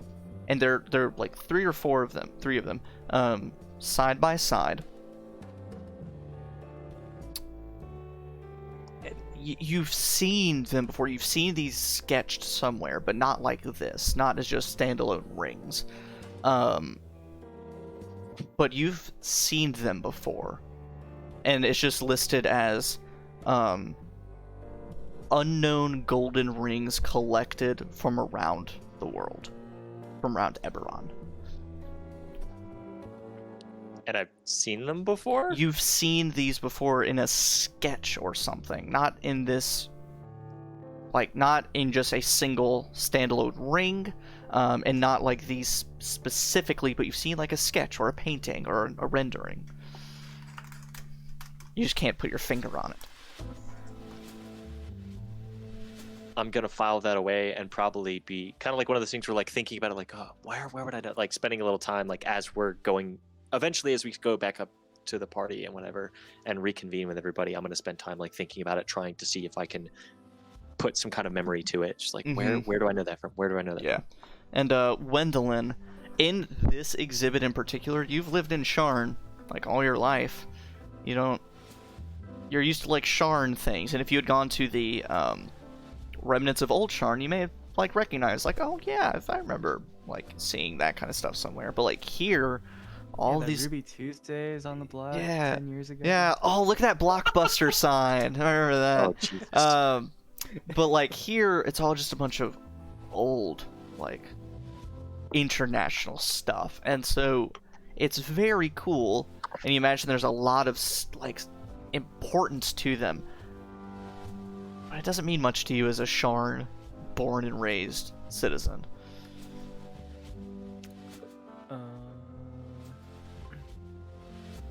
What was that? So, what was that tuning fork thing that they were talking about before? It literally looks like some kind of iron or steel tuning fork shaped piece of metal. It's probably about a foot long in total. And it was apparently imported from the nation of Zolargo, which is the traditional gnome nation. What was that used for again? They don't know. They said that they were traditionally something like that would be used for planar travel, but this one is not. Yeah. Or at least not anymore, from what they can gather. What was the name that they dropped about? They said it's like they said someone else to talk to about it, like a gnomish lady. Miss Reese. Mrs. Reese. And Wendelin, you recognize the name Reese. I do? You do. Oh no. Wait, let me look at my notes real quick. I'm not gonna make you worry about it. You met their daughter as you landed into their flying sky coach. You met the Reese family in its entirety as they arrived in Sharn. And you got the daughter's Kissed number. every single one.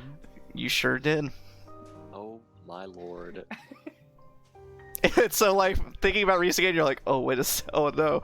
Oh no. No. I came here to dive out of sky coaches and kiss strangers. And we're in all out of sky. sky coaches. What was her name? Roan? Yeah, Ronifa. Roni?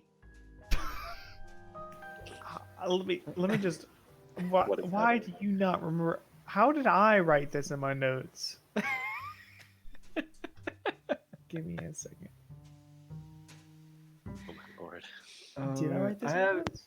The thing Wendelin is, really like, out here kissing people and not remembering their names, huh? I've got so many notes. I've got 8 pages. Did that happen today? Roan, It yeah, technically happened today. Roan Reese. Yes, Roan Reese. Roan. Wendelin's just living her best life, right? Leave her alone.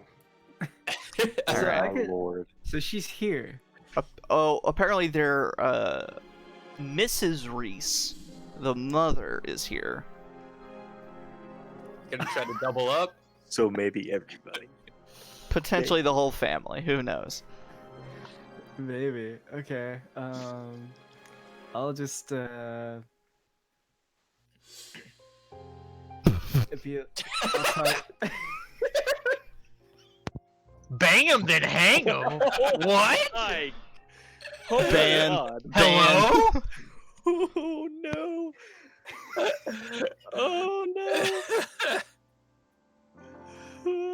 I can just hear Spike saying that. Yeah, you gotta bang him, then hang Bang him. him That's and how hang they 'em. do it in the Western. You know, shoot him. My God. I'll just Shoot him then. Shoot very him. very low key talk.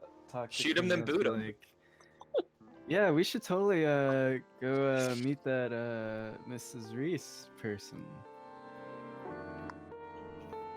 I think Alright, that could be a lead. And then you hear echo through the atrium. Are you accusing me of murder? Just slowly look at Wendolyn. Just, oh crap. And if you want to follow it, you can, or you can just ignore it and move on.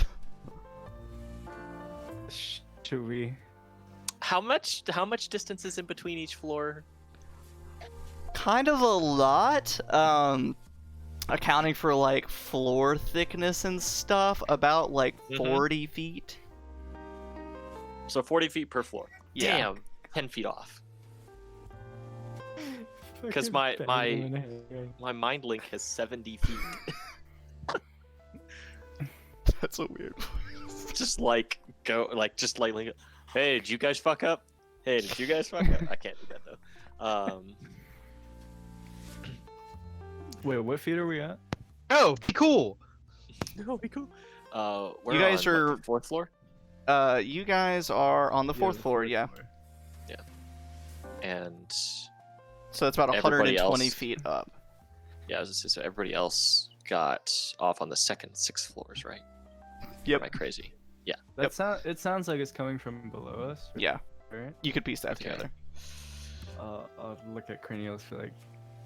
You think that's one of us? Honestly, probably. It's Should we check it probably one out? of us. We just gotta make sure that nobody gets thrown out or nothing starts. So maybe we should go look at. I kind of want to look around a little more, try to see if we can talk to anybody else, but we need to make sure that everybody else is squared up. So let's go look into it. Okay. Fast flip up to the 6th floor, where Oleg and Varian have gotten off to go into the vestiges of the Delkir exhibit. Oleg, you feel at home as you walk in here. It wasn't as present in the unknown artifact exhibit and the Last War exhibit. But you see as you walk in that they have done some magical modifications to the exhibit to give it a feel, give it some atmosphere. And Oleg, you feel like comforted as you walk in. There's this like strange lightness to the air, this alien quality to the silence of the exhibit, and very faintly you can almost hear this dull like heartbeat thrumming just at the very edge of your hearing, and that makes this room feel alive. Varian, you feel so deeply troubled by this room. I do have. Yeah, I will remind you. I have some Dale Keir medical implants. That's true. You have, yeah. So you have experience at some, so maybe not as troubling as the average person. But there is no one else in here. Well, looks like it's just us in here. Perfect. So I will. Now kiss. What's Oleg gonna do? I will turn towards. Like, is the heartbeat coming from a direction, or is that just like ambiance? It's just an ambiance to the room. Okay. I'm gonna go towards like I'm gonna basically kid in a candy store, like run around to like every single one of the exhibits and trying to like figure out anything I can about them. You see a lot of stuff that like you've seen before. You see a variety of weapons made out of strange alien tentacles and body parts. You see what seems to be an earworm on a little silk pillow kept in a glass container within the glass display. Is it moving or is it just like chilling? It's just chilling there for now. Okay. You see that there seems to be a like reinforced thick glass jar with some kind of metal bands around it, like completely reinforced, that has some kind of weird like shimmering ooze in it. You see also what looks to be some kind of, in a tall glass container, a set of clothes, robes, or armor made out of some kind of strange alien-looking flesh. That's almost like... like, both of you are pretty, like, very especially observant, but with Oleg, you know Dilkir's stuff. You kind of stop and look at this, like, set of clothes. It looks like it's breathing. It looks like somebody is wearing it, and it is moving as if someone's breathing, but it's just the clothes. Does that have any kind of description to it, or is it just like clothes of weird alien things? So you read, because this is one of the ones that you were not very familiar with. You go over and read the plaque, and it is not from your home. Let me double check, make sure.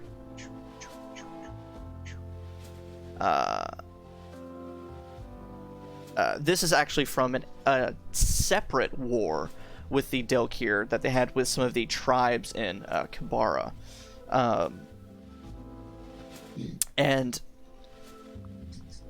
the description of it, you can tell the description was written by someone who did not want to try it out. They did not want to wear it and attune themselves to it. And from what you can see, it is just referred to as living raiments.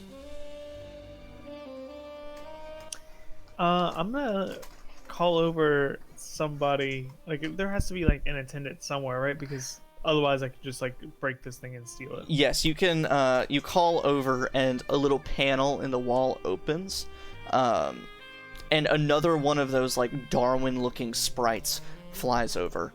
And just says, "Any questions about the exhibit?" Yes. So, I know this doesn't seem to describe what this thing does. I would love to, either A, I would love to try it on, to figure out what it does, or B, what can I do to get this particular artifact? You may not try it on unless you speak to the Aurum about doing so. If you want to purchase an item, you will need to speak to one of the archivists for each of the Concords. For the Copper Concord, you can speak to Mr. Halvard Nerby. For the Silver Concord, you can speak to Miss Rasha Tahan. For the Gold Concord, you can speak to... where did her name go? Ipa. And for the Platinum Concord, they don't trouble themselves with the trading in the Aurora Gallery. Of course. It is curious that y'all didn't cast Identify or anything of the sort on this particular piece armor. It's just... We found out, as with Dilkir anything, it tends to withhold properties or adapt new properties. The most we could figure out is this, these raiments, these garb made out of the flesh of some Dilkir beast, allow the wearer to quite literally alter their appearance. Not like illusions, but like changing the makeup of their bodies. Like in a casting of alter self? Correct. That's pretty sick. Not exactly what I was expecting, but pretty cool. Pretty cool. Is there anything? Do I notice anything else that catches my eye in the area that I could possibly ask about? Make a perception check or an investigation check. Both of you, if you would like. This was real cool. Sure. That would be real cool.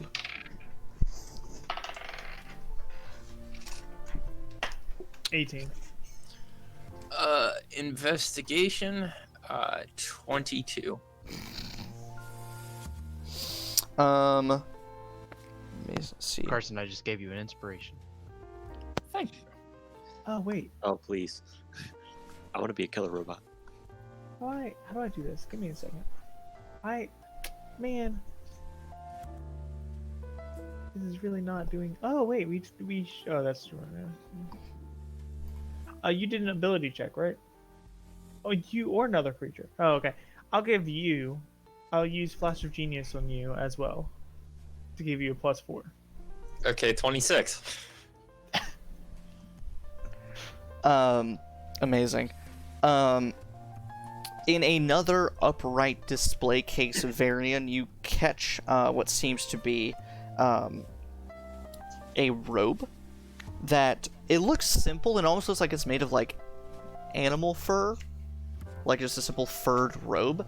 But as you walk past it, you see an eye open up amidst the fur, and then an entire wave of eyes open up on this robe as you walk past and watch you. You see in a display case by itself that there is think of like a death claw, gauntlet from Fallout. You see essentially a massive like alien looking claw sitting in one of the display cases. You see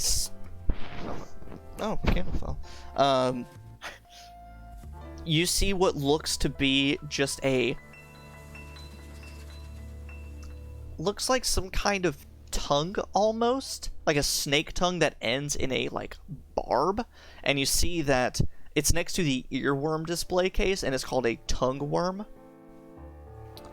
And it's all sorts of these just strange, horrifying things.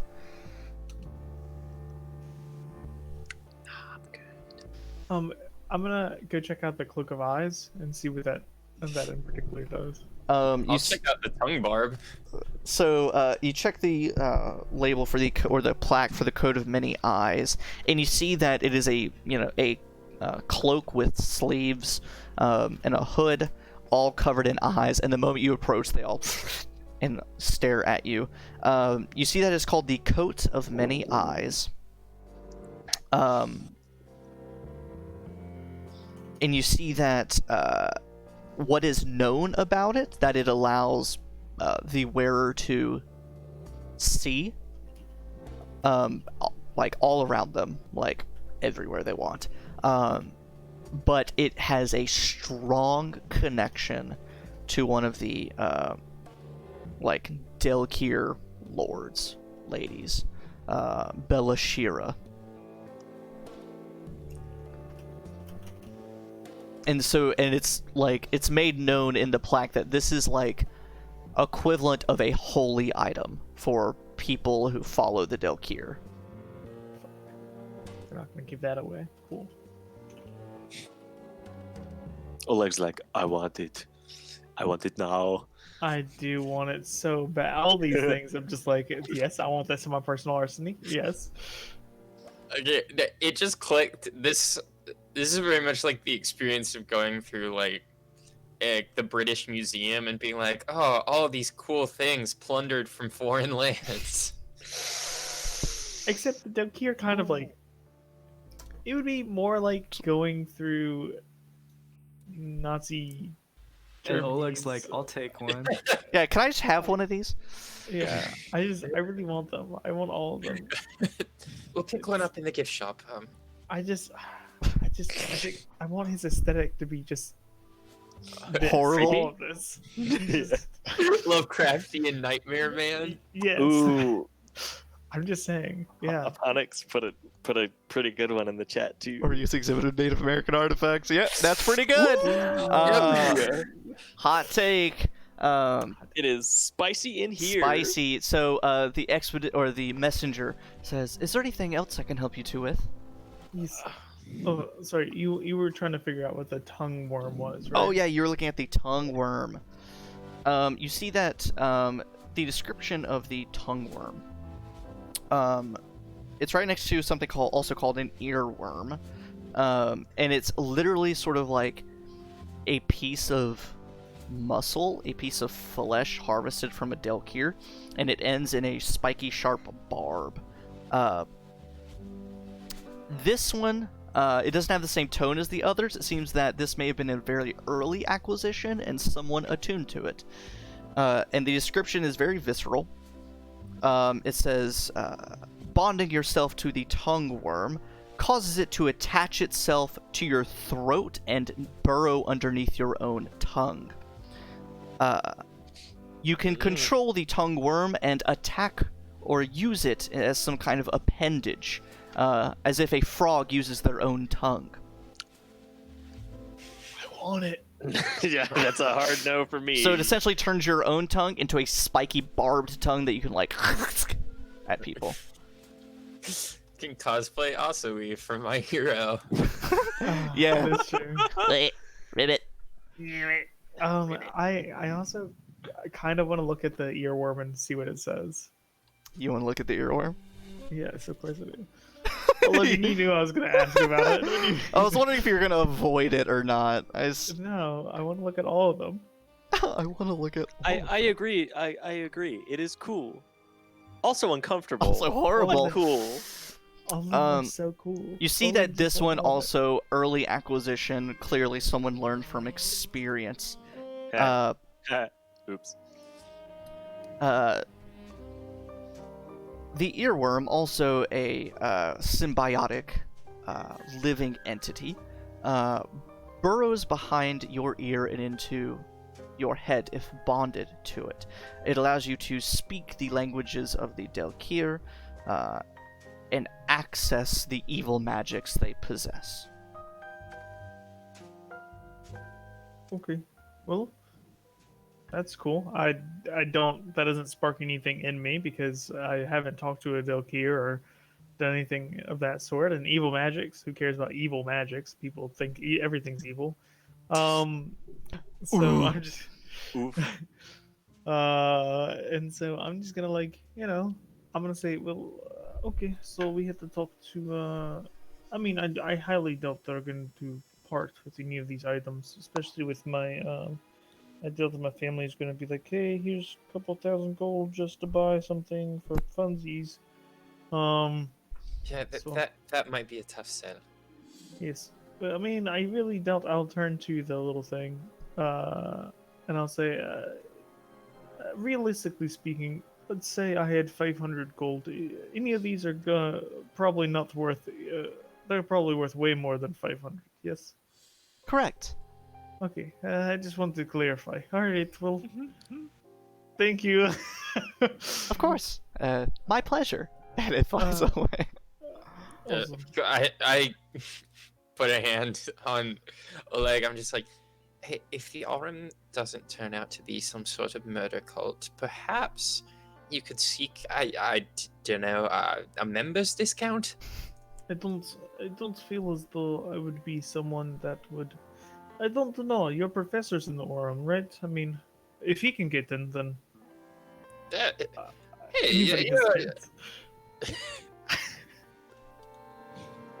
I mean, yeah, you're a prominent arcanist, artificer from a storied lineage, and he's a guy who was an asshole to me earlier. I'm sure you'll be fine.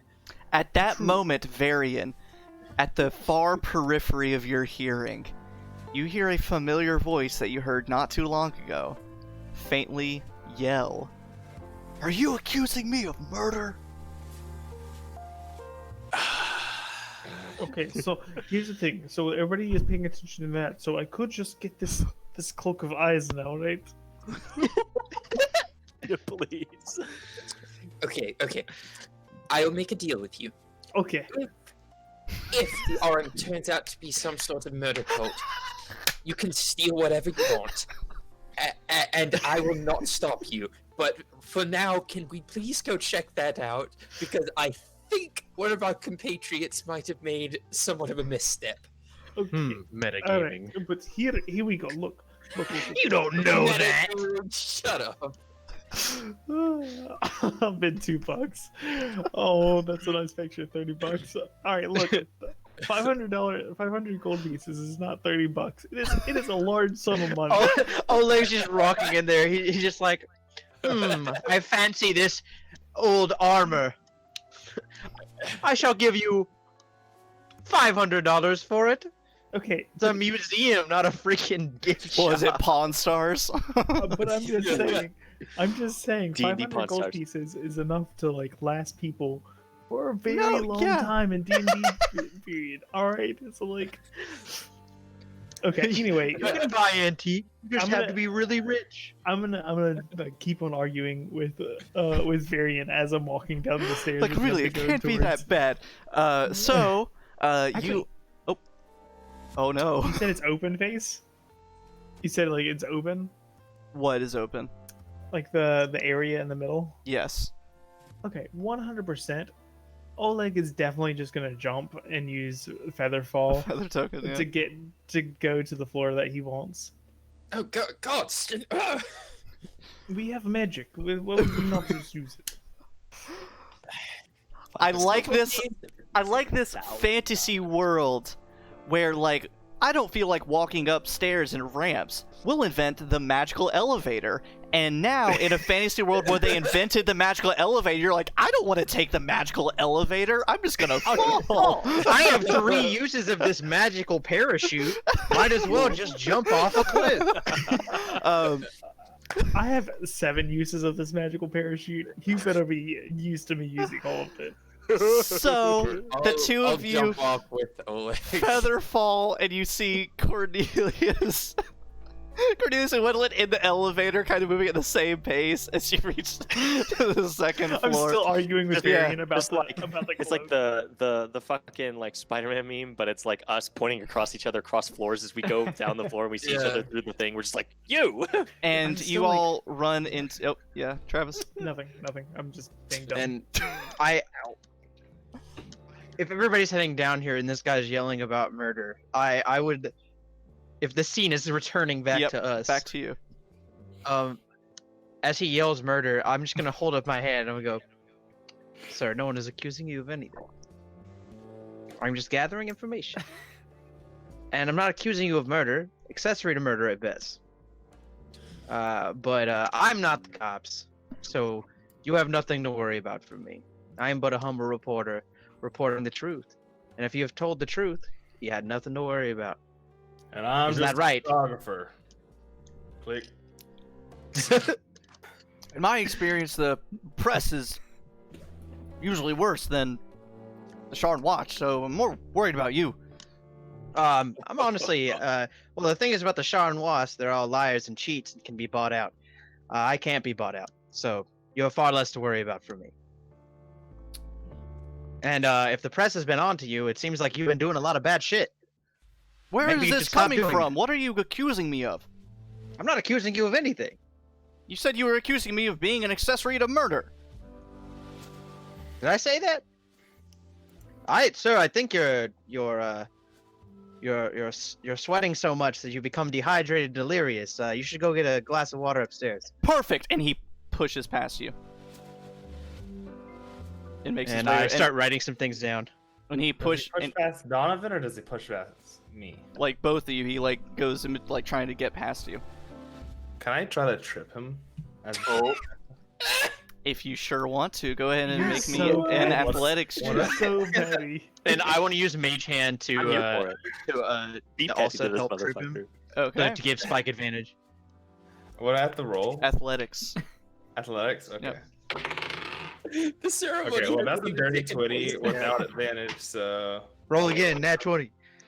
That's a 19, so that's. You said athletics. Yep. That's a 23.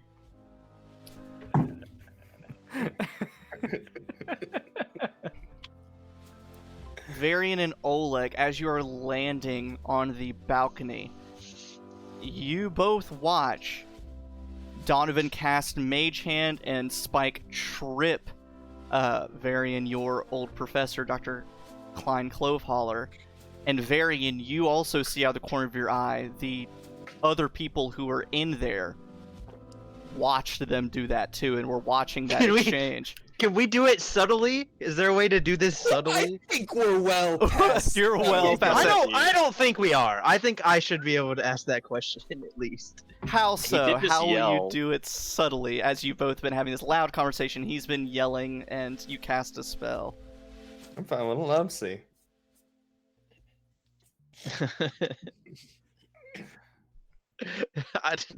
Never mind. It's fine. We're not. He's a subtle dick. Who cares? I mean, I kind of care about the fact that you're trying to piss off the copper cord, but you know. They don't even care about him. Murderers. He scrambles to his feet, points at the two of you, says, "I've had enough of this." And he goes over to the elevator. Okay. Well, we'll add your On the way up there, make sure you get a towel. You're leaving sweat stains on the ground. He gets in the elevator, and you hear him yell in the elevator and said, "Roof, now!"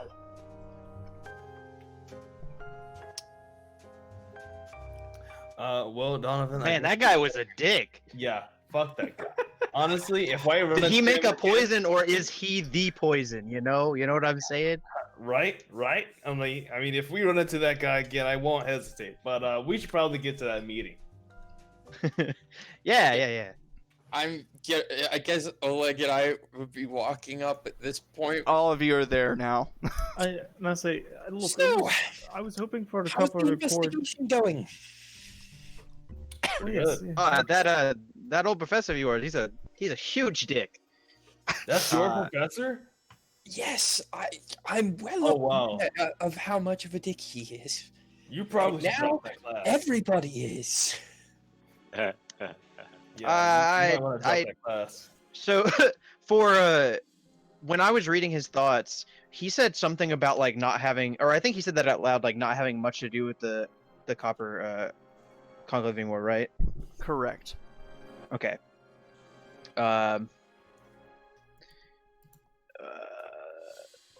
And I assume people are like staring at us. 100%. Probably. Yep. Okay, so I will look to the people that are no doubt staring, and I said, I guess he really didn't want to have his picture taken. Said something about it being murder on his reputation. I don't know. Click. People hate the press, I guess. You see that the dwarf military man who was sort of talking to everyone and the other guest that was with him, they sort of turn away like it's not my business, but they most definitely heard the whole conversation. The whole conversation. Yeah. I made an effort to take him away from that area to not like have a public conversation. I mean, it's kind of an open room and there's people all over the place, and you went in saying, "Hi, I'm with the Sharn Inquisitive." Oh yeah, that's corroborated by what I just said. They at least heard parts of your accusations, because once he started like getting roughed up, like ruffling his feathers, he started speaking louder and they started paying attention, so Okay, they heard fair enough. at least most of it. Fair enough. It's listen. One pissed off guy is not going to make that much of a difference. I don't think he's that important. He said that he's on the outs with the copper people anyway. It'll be all right. Did you at least find anything? He definitely knows more than he told us and told you whenever you talked to him. He said he was gonna try and talk to somebody later about what the poison that you talked to him about. Talk to somebody. Wait, what do you mean? I think he knows somebody that might have sold it to someone or something like that. Prying into his mind, he definitely knows has some kind of connections that he could look into who sold it. But he's definitely not going to tell us that. He didn't tell you this morning, and he's definitely not going to tell us now. But Yeah. I'm pretty sure of that. but we still know more. It's still a net positive. We just need to follow him around. Somebody besides me and Spike probably should follow him after the ceremony upstairs and see who he talks to. Yeah. Did you guys find out anything? We just found out that the exhibits are not for sale. They are Yeah, for sale, but they are very. They are It's for a sale. museum, not a gift shop. Okay, chill. They are for sale. They did say that if you talk to one of the representatives, then you could definitely buy some of their stuff. But they did say it was not exactly cheap. This is one of those things where if you have to ask the price, you already can't afford it. Okay. Yeah, it's a but- museum. Okay, let me repeat. to Oleg, you. aren't you rich? Yes, I'm very rich, but my family. Okay, so here's the thing. My family and I are very rich. I cannot just like take out funds and say, "Hey, I want to use it for a cool armor." Like it's kind of like living is cool and like servants and stuff like that's real cool, but like I wouldn't know. well, I mean that's because you're not rich. But Yes, that's the point I'm making. I'm just saying there's a difference between like expendable money and living money. I understand. You're not rich. Your dad is rich. Okay, I get it now. I don't feel like that's completely accurate, but sure. I'm sure assets are tied up in a lot of things. It's complicated. But besides that very useful piece of information, Cornelius, did you find out anything? You and Wendolyn? So far, it seems like this might be good news for you, Varian. At the moment, the suspicion lies a little less on your uncle. We ran into your uncle we ran into your uncle as well as Miss Donna. They were having a conversation about what had transpired on the bridge, talking about your cousin. They know each other. All right. Yes. They know each other. But it seems that cousin is safe and sound now. After talking to them and kind of asking some questions and whatnot, getting the read on them, I'm not gonna 100% rule them out, but this eye of suspicion looks a little less on them. They seem to be more or less in the dark about whatever's happening. Your uncle seems to think that there is no connection to the what's happening between the different things that have transpired so far, but so it doesn't really. And I have cause to believe that he's telling the truth. So, cause. All right. But also at maybe family dinners, rather awkward. Yeah. The unknown artifacts room, little interesting. Wish I had a little more time to go look, but there's time later. Yeah, we'll have time later. We need to talk to a Mrs. Reese, who also might be a good person to look into for what we're investigating. Also, Varian, Yes, you and definitely. I need to have a conversation in private later. There's some information I need to pass on to you, but just you. Is it about the case? No, it's we will talk about it when we talk about it, but I promise you it is important, and I promise you it should just be me and you talking about it. And at this point, one of the constructs Confession of love comes out of a No. compartment in the wall and Absolutely. says, the ceremony will be commencing momentarily. Please head up to the rooftop garden to claim your seats. And then it retreats. I guess we should head that way. To the spell-elevator. So you go to the elevator, Spell-elevator? the spell-elevator. Thank you, Alan. When you go inside, you're on the second floor, so it seems that someone has come in from the first floor and they've stopped at the second floor. You see what appears to be a human woman, average height, very slender, almost frail build, shock white, long, straight hair, bony, thin features, and just ghostly pale skin. standing in the elevator holding a pillow in her arms.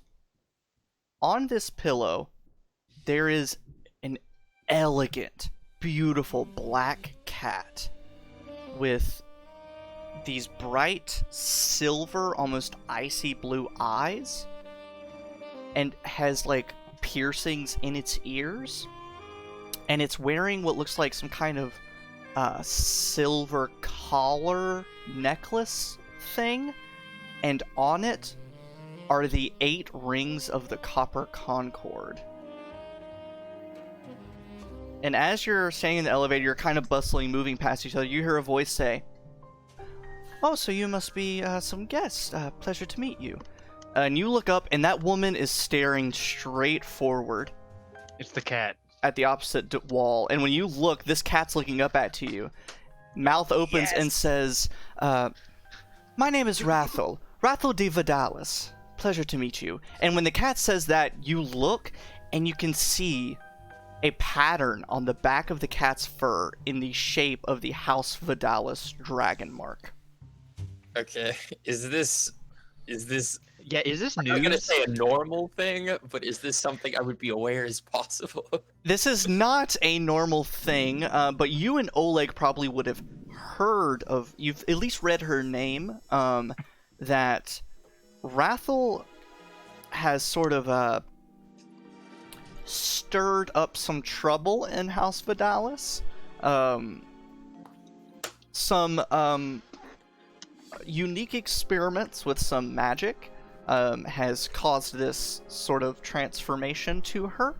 As House Vidalis is the mark of handling, you remember this was almost once her familiar, and sort of her whole shtick now that you've heard about is she's sort of promoting a reverse find familiar system with animals, that instead of like people summoning animals to help them, she's trying to concoct a way for animals to summon people to help them. Because now that she's had to live her life as a cat and is essentially having to use the husk of her body to get around and do things, she's sort of understanding, animals are at a disadvantage. Whether this is like valid or not, it's House Vidalis is real controversial about this, and really they don't like to talk about Rathel Vidalis. But more or less, it has provoked a unique discussion in arcane communities. I will immediately I say, know about that. You probably know that it's a bit controversial, this stuff, but not the nitty-gritty of it. Hello, Rathel. It is a pleasure to meet you. My name is Oleg Kondrak. How is the research on the reverse conjure familiar spell? Rathel says, "Pleasure to meet you, Oleg," and lowers the top of her head toward you. And I bow in response.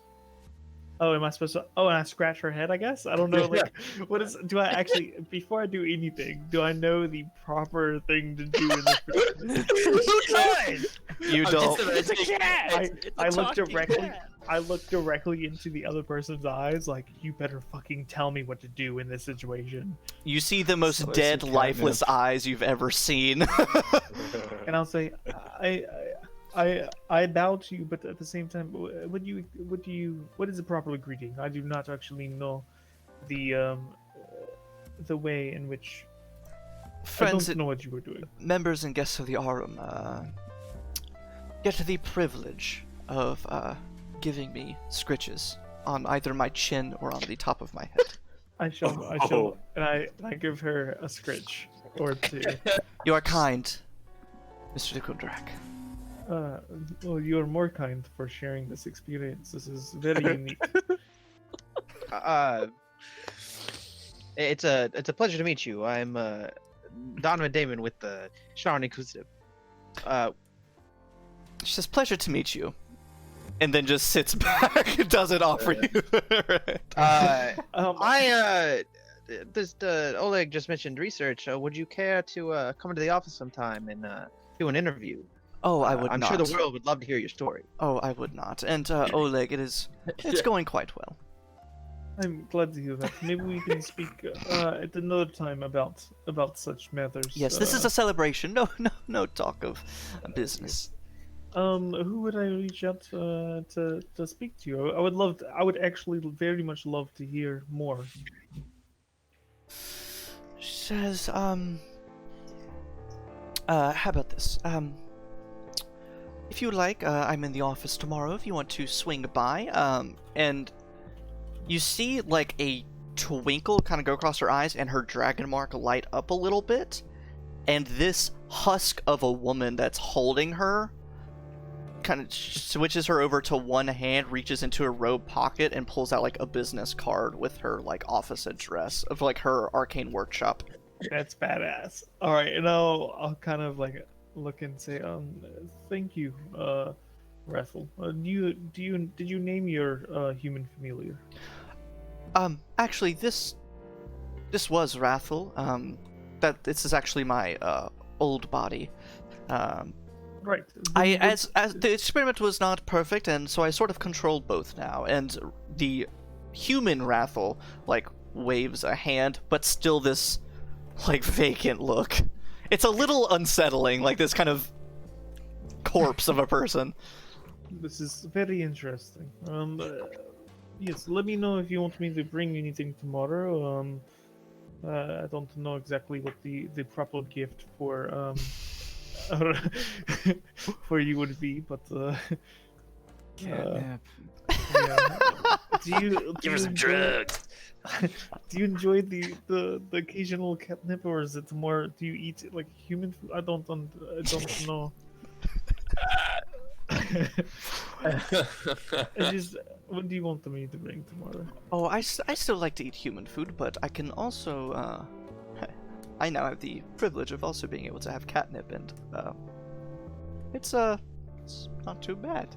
A little on par with, like, Dream Lily. It's not too bad. And at this point, the spell-evator doors open out to the rooftop garden. And we're going to take a couple-minute break. So I have to pee so bad. Yep, to pee, to toilet cat and stuff. Austin, if you need to run away, go and run away. If you guys had Oleg has a conversation with an anthropomorphic cat on your raffle or your bingo card for tonight's game, you can mark that off. Speaking of raffle, I just started the giveaway to become a new NPC. I thank you, Aluros Aponix. I still don't know if I'm pronouncing your name right for brainstorming up that NPC. They messaged me and just said, "Can I make a cat?" Like a talking cat. I'm like, fuck yeah, you can make a talking cat. That's so cool. And it worked out because that. the last NPC I needed to create was Rathel de Vidalis, the Mark of Handling Dragonmark person. I was like, this is perfect. So thank you for this really amazing NPC that I hope to continue using. And so yeah, just use the command !Raffle to win the chance to make a canon interesting NPC for our world. We'll be right back in like 10-ish minutes. I'm going to go and switch it over to the short rest one, but then I'll switch it back to chatting once I get back and we can talk and whatever. Okay, thank you. This break is...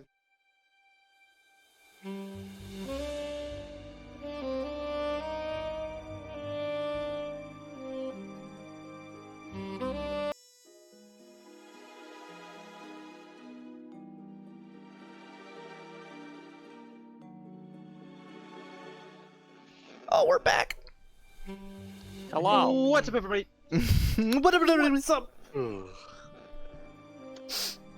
How's everybody doing tonight? Everybody doing okay? Just chilling. It is a day to be alive. Mods, I want to add another quote. Austin, you can't. The quotes have to come organically. You can't keep adding your own quotes. That's not Well, how then this I'm never works. gonna get a quote. Is that such a I mean, problem? Spike didn't add his own quote. You gotta Nobody wait ever wants till the you quote say nice something yet. that resonates. Spike is a treasure. oh, He doesn't have to. I don't have any quotes. You gotta just wait for the time to be right. Thank you, Varian. That's very sweet of you. Real quick, I want to make an announcement. Yeah? I got you, buddy. Yes. On Steam right now, the remake of Thief is on sale for like $3 or $4 or something. Yeah, that game sucks. I impulse bought it, and it rocks. I love it. You That game steal is stuff. so bad, Alan. That sounds like an opinion, Jacob. Sleeping Dogs on Isn't sale that for like- $3. That's a good game. Oh, really? Which one? Sleeping anyway, Dogs, just the wanted to announce definitive that. edition. Sleeping Dogs is so good. They should have gotten a sequel, but You can throw a man into like a meat grinder. It's crazy. good stuff. That's how I define my good games. Yeah. Games that don't have meat grinders, games that do have people getting thrown in meat grinders. It's an objective fact. Games that don't let you pet dogs. Games that do let you. That's true. Games that let you pet cats. NPCs that let you pet their heads. Did anybody else just see Angel said, yeah, fuck dog eyes? Yeah. Fuck dog. There you go. Just as long as you're passing classes, skip out however much homework you want. No, Austin, No, you go no, to class. No, I do go. I don't have classes to go to. None of them are in person or Convince some. one. No, Austin, do your homework. Do the homework and do the extra credit, kids. Trust me, it'll help What you do out you in the think I was future. doing last night? I don't know. Homework. I'm not your dad. I don't I had- monitor what you do. What I is happening? I had a recording session, and I had a recording session and a rehearsal, and I still did my homework, and I still played Minecraft. And I still play Minecraft. You had me until the Minecraft. Now I'm disappointed. Oh, disappointed in what? You know what you did. No, I don't. Ignorance Of will course you save have you better this time. grades than me. You're a better student. Damn, your girlfriend out here roasting you on stream. That's Yeah, like the, just it's in not the front of first God time. and She's done it a everybody. few times. Like the whole time. Boom roasted. Like a bell pepper on an And- open and- flame. Congratulations. See, all your rudeness towards your own boyfriend paid It off. paid Oh off. my God. Remember, guys, be mean to the people you love, and you'll get free stuff. Totally. So yes, I will message you probably via Twitch because that's easiest, and we'll chat about what NPC you want to make. If specifically you want to make an NPC that bullies Austin's character, we can work that out. No, Cornelius's ex-lover. Yeah, Cornelius' ex-girlfriend shows up. No. Oh my god. No, don't do that to me, please. Oh, Cornelius, why do you never return my phone calls? Probably. You know what? Oh, I'm that not gonna got say that. Travis. Ever since you got your little demon friend, you never call anymore. Can you please make Squinch's ex-girlfriend show up? Yeah, why did Cornelius, Even better. So why much did better. Cornelius used to date Roz from Monsters Inc. Yeah, right. I don't know. Ask Cornelius. Oh, God. I just imagine. I don't know Squinch's Cornelius's ex-girlfriend- type. I don't know why that's his type. Squinch's ex-girlfriend is that exact voice, but like as a fat fucking imp that has a bald spot. Why a bald spot? They're Oh my demons. I don't They're- know. Do they have hair? You have to have a hair to have a bald No. spot. Demons That's have what makes hair. it Hey, worse. chat. Hey, chat. Do demons have hair? Do imps have hair specifically? The squinch one shot to save He your was ex-girlfriend. ex-girlfriend. Hold on, hold up. Let me write that down. You're on to something. Because we can all play annoying imps. It'd be like a Tyler Perry movie where it's just a bunch of like imps that look almost the same fighting with each other. Oh, no. Hey, Squinch, what are we gonna save you broad for? You broad. Oh, my God. And they're Because I all love from, her, like, damn it. and they're all from some section of New York City. Doesn't matter which one. Just some one of them. Holy shit. How Anyway, about some Some section of New York? Then you get those like really northern New Yorkers. Oh, that are yeah. basically country Yeah. people. Yeah. Upstate New York. The dark This is, New uh, York. the Staten Island New Yorkers. No. Oh my god. Oh. I love it. Alrighty, so rooftop garden. As the spell elevator opens up, It's at one side of a massive garden. And you're always in the city, especially those of you in like the lower portions of the city. You don't see greenery, like ever. It is lots of brick, dirt, and dust for you guys down there. But there are beautiful trees, bushes, flowers growing everywhere, perfectly trimmed from all over the world that have been brought in. There are elegant, like, garden statues of famous people in the past that have set out here. There are, like, benches to sit at and relax. And then set up at the far side of the garden, this open green area, are chairs in a sort of audience seating and a, like, raised dais that's been set up with a table and some ornate boxes sitting on top. As you get up, you hear the rumble of thunder, and you look up, and it's raining outside.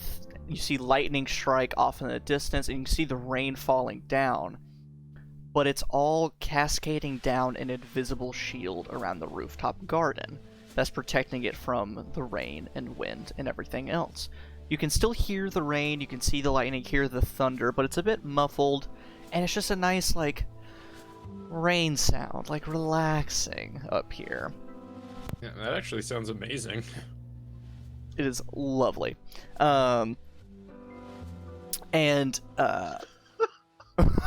You see that people are gathering over at the seating that has been set up in front of this raised stage. And you all can make your way over there.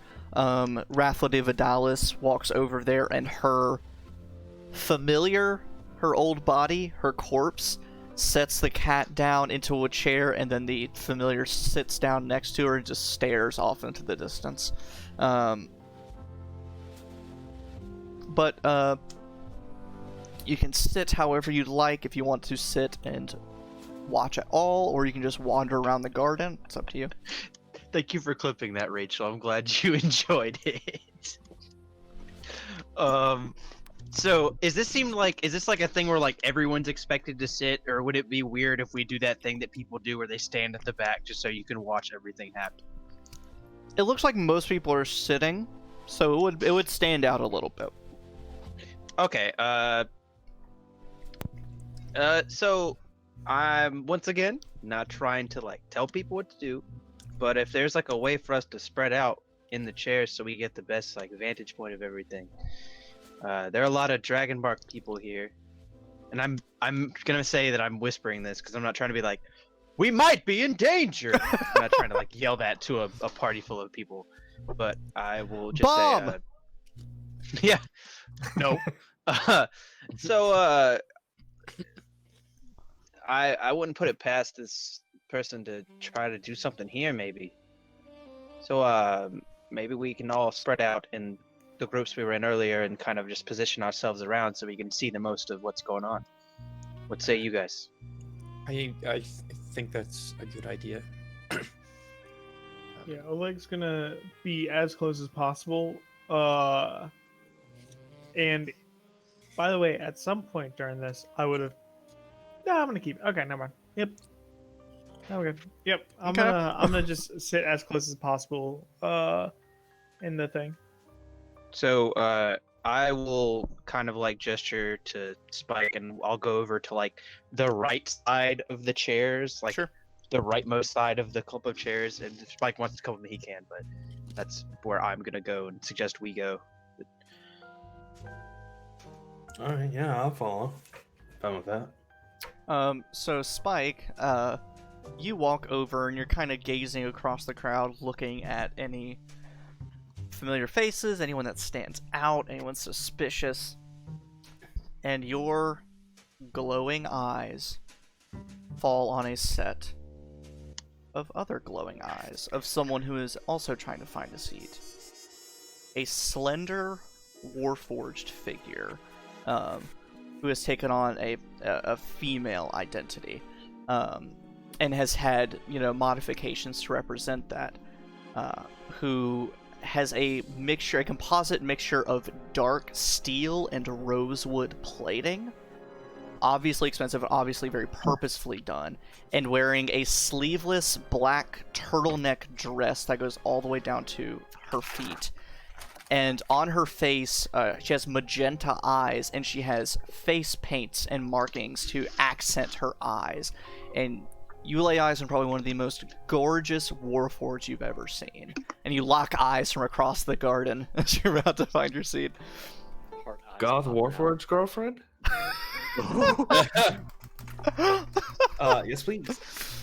Goth Warforged girlfriend. And, Okay.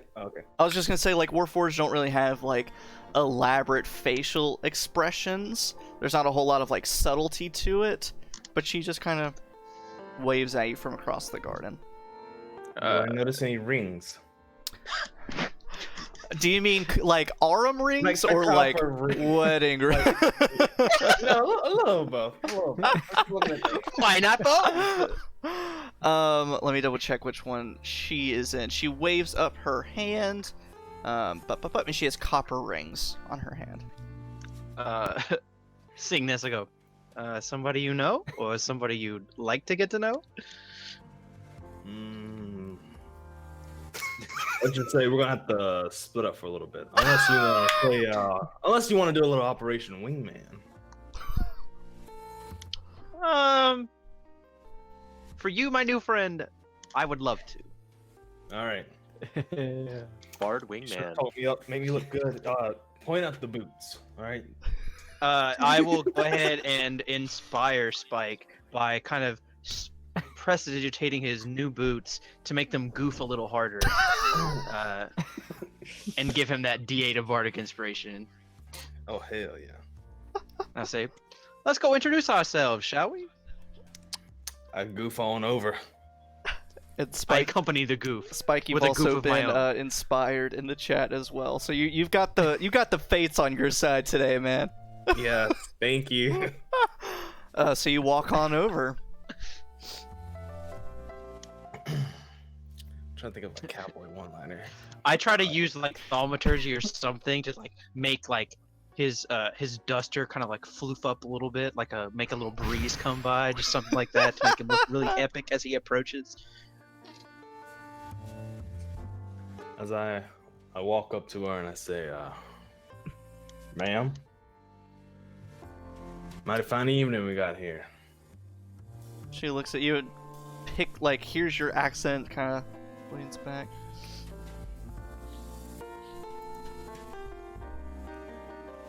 And she looks at you and says, hi, are you here with anybody?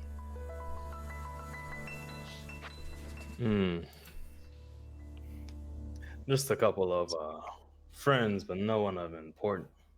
Are you Ouch. here with anyone? Says, no, I'm just with the Copper Concord. Would you care to sit with me? Well, it would be my pleasure. And she reaches out and just lightly touches the side of your arm. Says, wonderful. Spike, give me a flashback. Before Spike sits down, I will go, yes, Iron Hunter, thank you for that interview. I'll be sure to make sure the people hear of your daring rescue of that family from the lower city. Those kids are gonna live a great life because of you. And I wink at Spike, pat him on the back, and I go back to the right side where I was sitting. I love Give you a wink. Nobushi Nueve. I hope Spike's long checkered pass doesn't come around and trip up his character. I love it. Yeah, so Spike, she reaches out, lightly touches your arm after Donavan says that, sends a jolt through you. What flashback does it trigger? Ooh, what flashback does it trigger? I can't wait till I get a flashback. One day. I'm trying to think. Yeah, I already used up your other flashback of the day. I know, I'm like, dang, okay. I'm gonna think this, because this is gonna take Spike back to one of the happiest moments of his life. When he got his favorite and only book The good, the bad, and the ugly.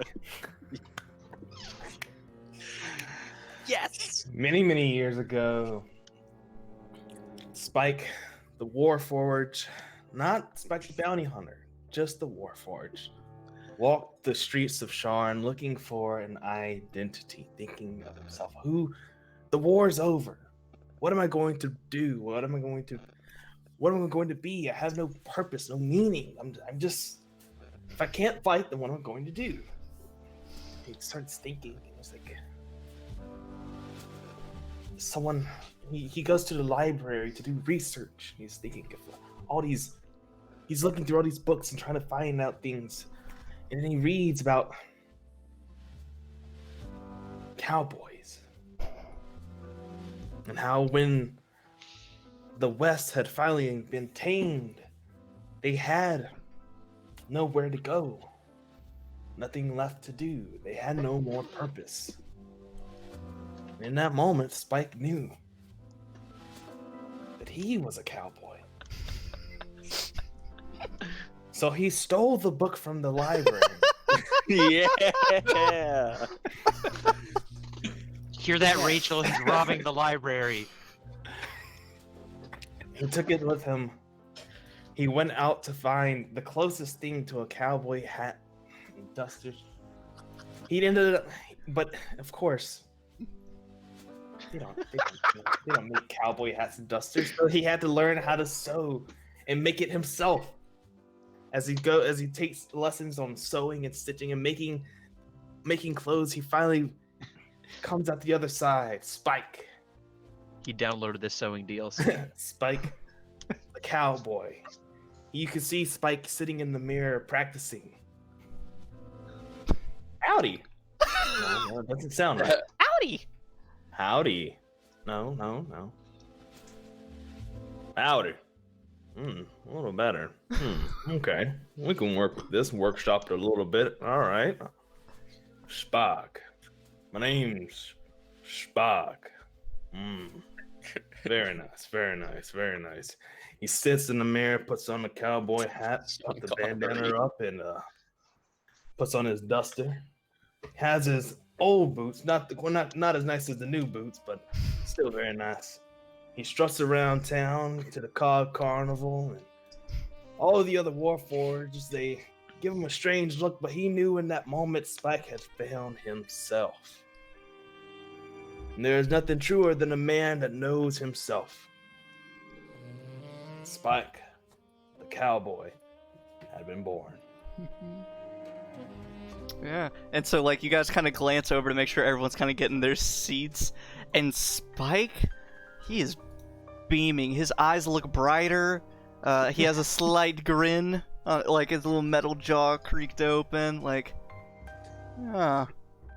he looks good. Look confident.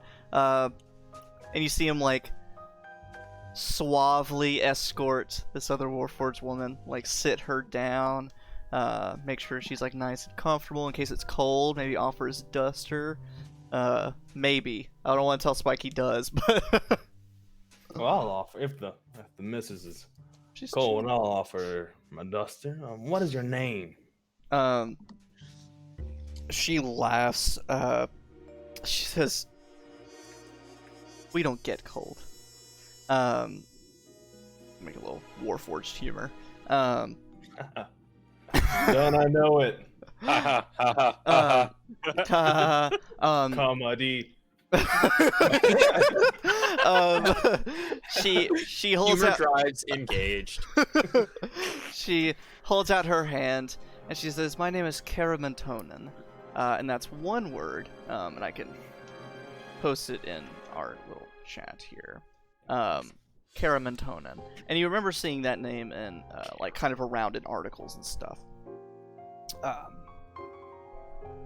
And she says, "And you were Spike. I never really seen you around before."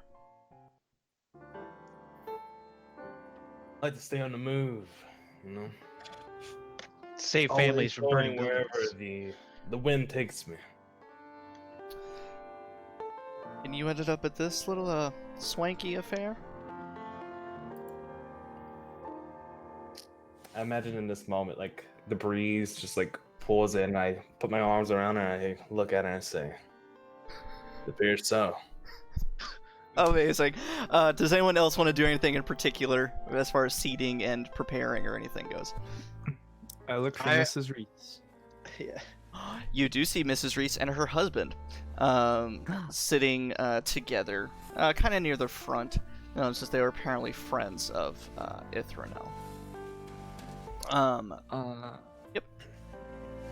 I will wave to get their attention in an excited manner.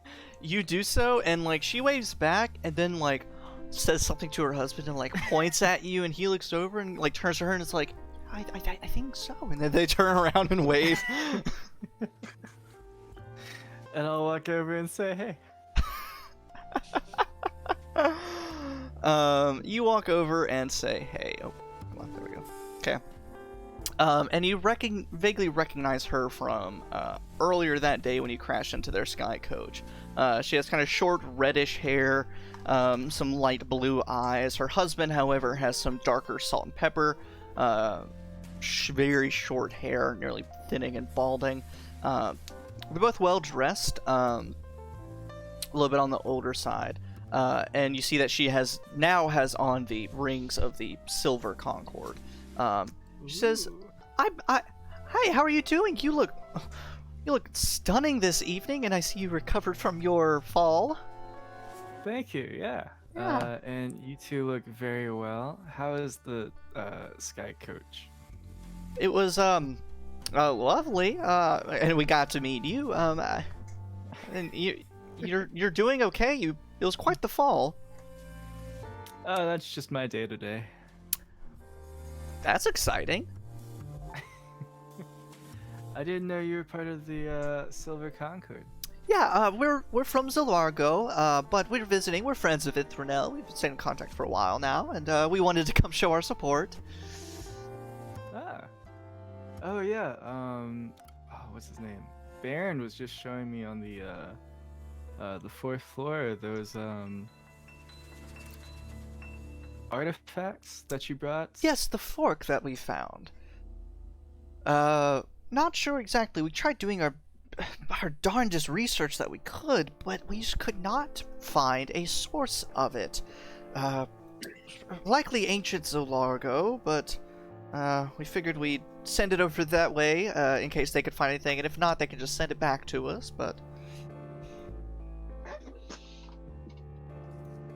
Have you enjoyed the exhibits? Yeah, I didn't get to see too much, and I only really know the history of Sharn, so I was at a disadvantage. Oh yeah. With that particular exhibit. Hey, but Sharn's history is so rich. I mean, they could put a whole museum about it. Right. And I think there's little exhibits, so maybe you should have time after the ceremony. Would you want to sit with us? Of course, yeah, if you don't mind. Oh, of course. And she pats the seat next to her, and she pulls out her purse and pulls out a little, like a little tin of caramel candies, and says, "Would you like a candy?" I would love one. She gives you a Werther's original. Yeah. After sucking on it for a while, you realize it's the sour apple Werther's original. I'm not gonna lie, Wait, I love sour Werther's. apple? Dude, they have like apple ones. I've had some coffee ones before that are really good. Mm-hmm. They're one of my favorite toffees. Yeah. Dude, I love Werther's. Anyway, enough about Werther. This episode sponsored by Werther's original.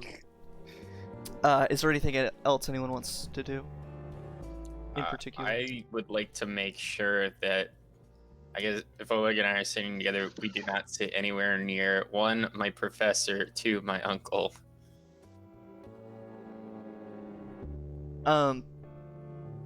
You make a perception check for me, Varian. All right.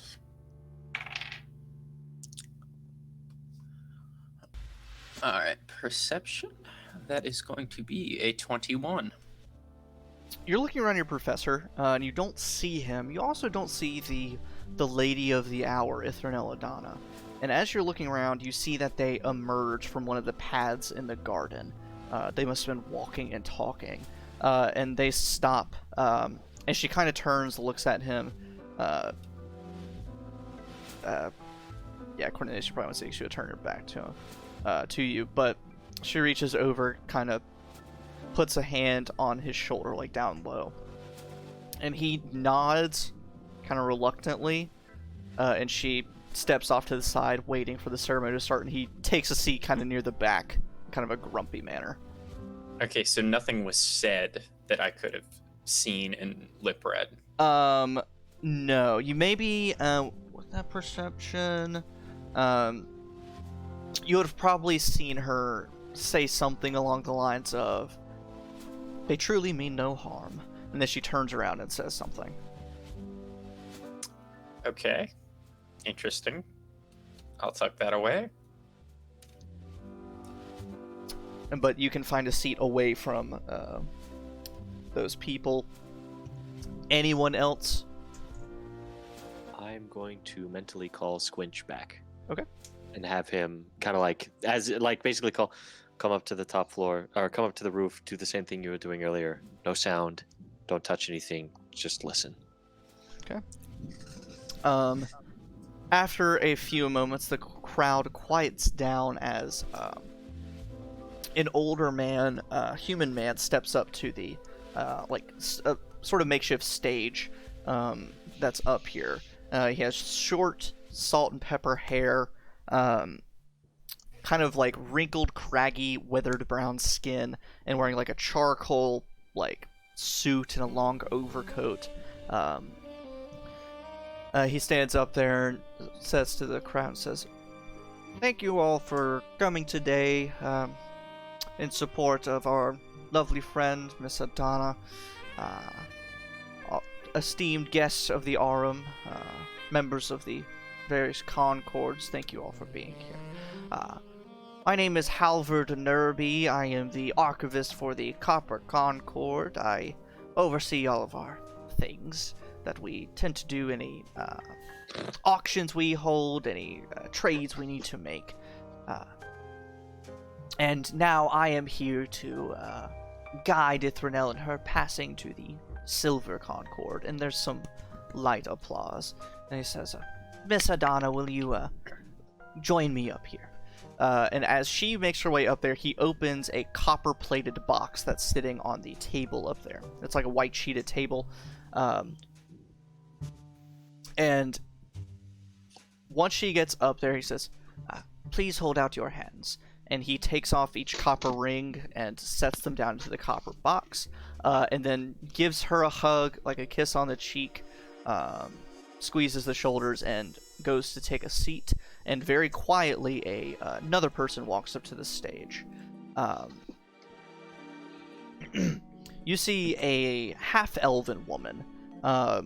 Not necessarily like the super slender, like half-elves you normally see. She's kind of full-figured, dark skin, long dark hair, kind of wide out, slightly pointed ears. And she's wearing a beautiful, beautiful silvery sheened dress. If all of you would make an insight check for me. Oh, baby.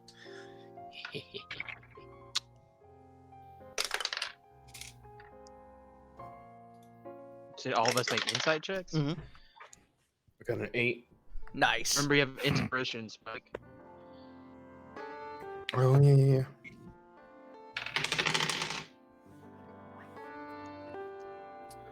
14. Okay. 23. Nice.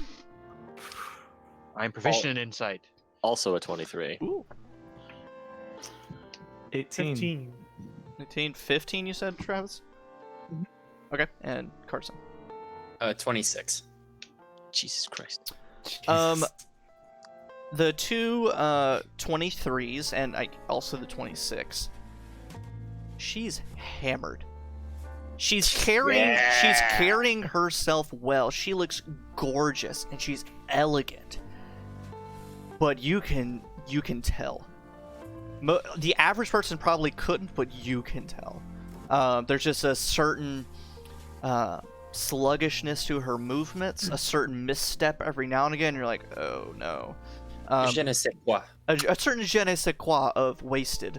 But she's still carrying herself very well.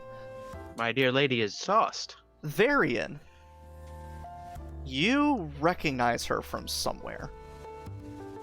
And I'm not going to make you flashback and do a whole scenario, but you remember, probably not too long ago, seeing her at the Breelish Museum of Fine Art, which is in the Middle Central Plateau. And you recall her, like, being, like, important there. And you're like, oh shit. She's, like, not the owner, but she's the curator of that museum. She is someone of incredible importance performing this ceremony, and she is sloshed doing it. Yeah. Oh boy. Yeah. So, she goes up there, and she opens up the silver-plated box, and tells Ithranel to hold out her hands. She puts a silver ring on each of Ithranel's fingers, gives her hug, kiss on the cheek, and turns to the audience. And she says, I, Rasha Tahan, welcome Miss Ithranel Adana into the Silver Concord. And there's some light applause.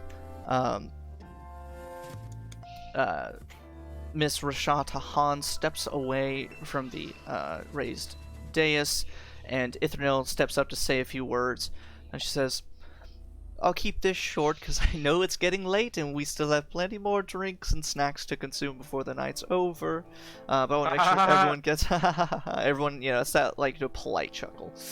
And she says, and sheep. She says, even though I'm new to the Aurum and Copper Concord, you all have been incredibly kind to taking me in as your own, made me feel like just one of the club. And I've never really been a part of such a close community. It's really made me feel quite at home here. I still have a whole lot to learn about the Aurum and our mission, our goals, but I'm very eager to use our influence for good, helping refine Sharn and bring a new era of culture and civility and history to the city. And I must say, one day I will look very lovely with those platinum rings on my fingers.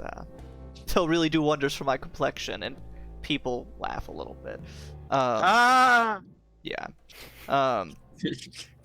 But she says, but enjoy the lovely garden. You'll go continue getting drinks and snacks, and thank you all for being here. More light applause, and people go up and, like, hug, greet, say, I'm so proud of you, and all sorts of stuff. But as far as you can tell, people start walking up. They collect the like ritualistic boxes and take everything away, and the formal ceremony is over. It was quick and easy and painless. Was there anybody during that? Was there anybody that, like, stuck out as being weird or suspicious during that speech? Because that would have been just like scanning. Like, listening to her, of course, but just, like, looking around. Excuse me, I'm bloated. Really, anybody was paying attention. A little too much attention to her. Other than Dr. Cloveholler still looking kind of grumpy and sweaty, if he looked in my direction during, like, if he noticed I was there, I would just go. Yeah. Just but hello. Other than that, no one really stands out all that much. Okay.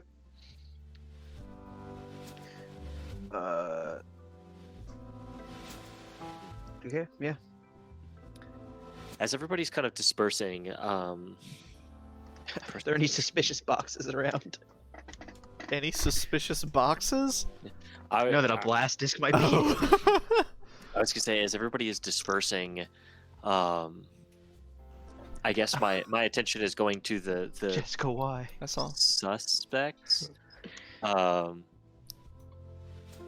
So, like, I'm trying to, like, I'm kind of switching between keeping tabs on Adana, on Varian's uncle and the professor, notably, and just basically it's like a combination of either watching them to see if they're moving in a like going like making sure just they're not doing anything shady, or kind of like watching the general area, particularly around the uncle and Adana, if anybody else is acting shady towards them. Because, you know, my thought process being, okay, crazy accidents and stuff have been happening, murders, things like that, people in prominent houses, usually magic related.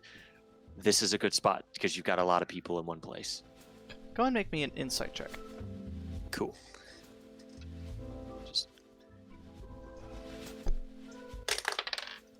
Oh, baby. Okay, still good. 24. No one seems to act ill, malevolent, no shadiness that you can see. Eventually you notice that Baron Manani goes up, gives Ithranel a hug. Naturally they kind of hold for a little too long. You pick up on some tension. But then Baron makes his way to the opposite end of the garden toward the spell elevator to leave and return to the exhibits below. Okay. So it doesn't look like any better. Okay, cool. So, no bombs?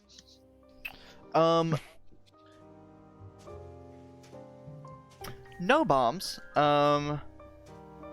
You're pausing. Yeah, I don't like that. I don't like that you had to think about that. That was a very simple question. No, I'm thinking about the something happens. Oh, okay. Oh no. So I'm trying to There's a bomb! I'm trying to fit it in. The first one Thanks, or the Jeff. second one? Wait, what's the first one? The first one is the one I did, like, at the beginning of the session. Oh, it's already happened. Oh, okay. Oh, was it? Okay, we'll talk about it later. Oleg. Oh no. As they take away the silver-plated box and the copper-plated box that contained the rings, they take the white sheet off of the table that they brought up, and you see another box beneath the table that has not been moved. And you watch as someone, like, as they take away the sheet, start folding up, they look down, and you can clearly see, like, brow furrow.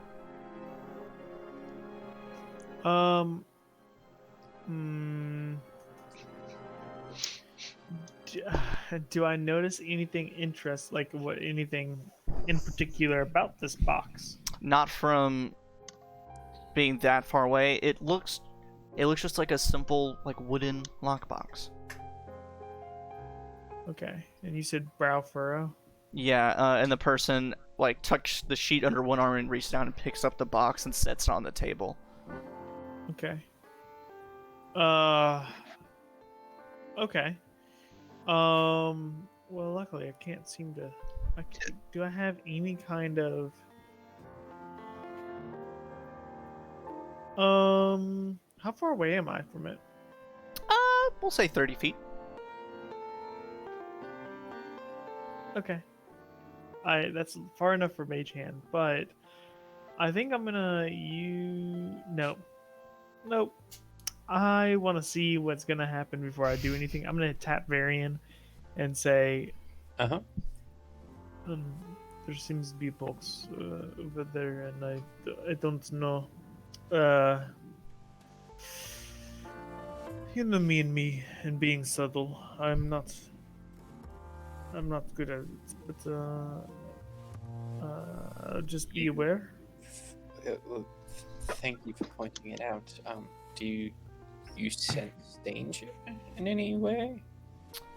I mean, do we sense danger? Well, anyway? Oleg, as a craftsman, kind of your dwarf heritage from the Merle Holds, and being an artificer, the two boxes that they were using were very nice and plated with silver and copper, whereas this one's just like a little wooden box. It doesn't match the fancy aesthetic of everything else.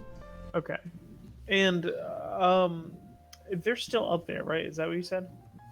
Just the person that's cleaning up.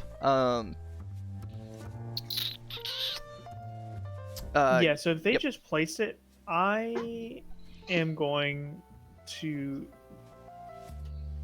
Are they still looking at it? Or are they trying to open it? Like, what are they doing right now? So they sit on the table, they look at it, and then you hear. Well, you probably couldn't hear it from 30 feet away, but they undo a latch on it. I'm gonna use Mage Hand and slap their hands real quick. You use Mage Hand and smack one of their hands as they're going to open it, and they like look up and see you like looking. I'm gonna look at them and go, and I'm gonna just like have the hand just go directly in front of them and just say like, and then I'm gonna walk up. I'll walk with him with somewhat of an apologetic look on my face. Yeah, so it's a halfling man, bald, brown skin, bright green eyes, and a nice, well-fitted suit. He says, "Oh, I'm sorry. Was this yours?" Yes. Oh, sorry, yes. young man. I didn't know why I was left up here. There, take it. And he. Okay, Also I grab it and take it, and thank you. I'm sorry for the rudeness. I just I didn't want it to be opened. I apologize. You understand. Oh no, that's your business, your property. Thank you. Have a nice day. And I will walk away, and I'm going. Sure, that's not going to explode before you do anything. Yep, that's what I'm checking for. So we don't actually have a rogue in our party. I just realized that we don't have a rogue in our party. I'm gonna check it for traps. Alrighty, make an investigation check for me. Okay. I don't know if it helps, but I'm proficient in all tools. Wait, hold on. He's just like, a I had to put second. it down here. Hold on, just a second. Do you have a meme? No, I have the spell find traps. Do you wait? Is it Oh prepared? yeah, as a dragon mark, right? That's one of your. Yeah, Okay. My Yep. god. That is What the first time I've hell? ever heard that spell actually being used. The only the only reason I have it is because Your dragon because of the dragon mark. I'm going to carefully lay a hand on it, and then just kind of pulse some arcane energy through it and cast find traps. Let me double check the verbiage of find traps. It's not a great worded spell. I honest. recall that. That is also not a Concentration. great worded statement. This is It one. implies to you you have that to there check might his be something words. new. Yeah. It's not a well worded spell. Yeah. You know, it's also a terribly worded ability is the paladin ability for like good and evil, like determine good and evil. Like yeah. detect good and evil. Like the spell sounds like from the first sentence and the title, like you should be able to detect whether or not something is good and evil. But then it's like determine if something is fiendish, etc., etc. And it's like, please, you're making this harder. Why did you write it like this?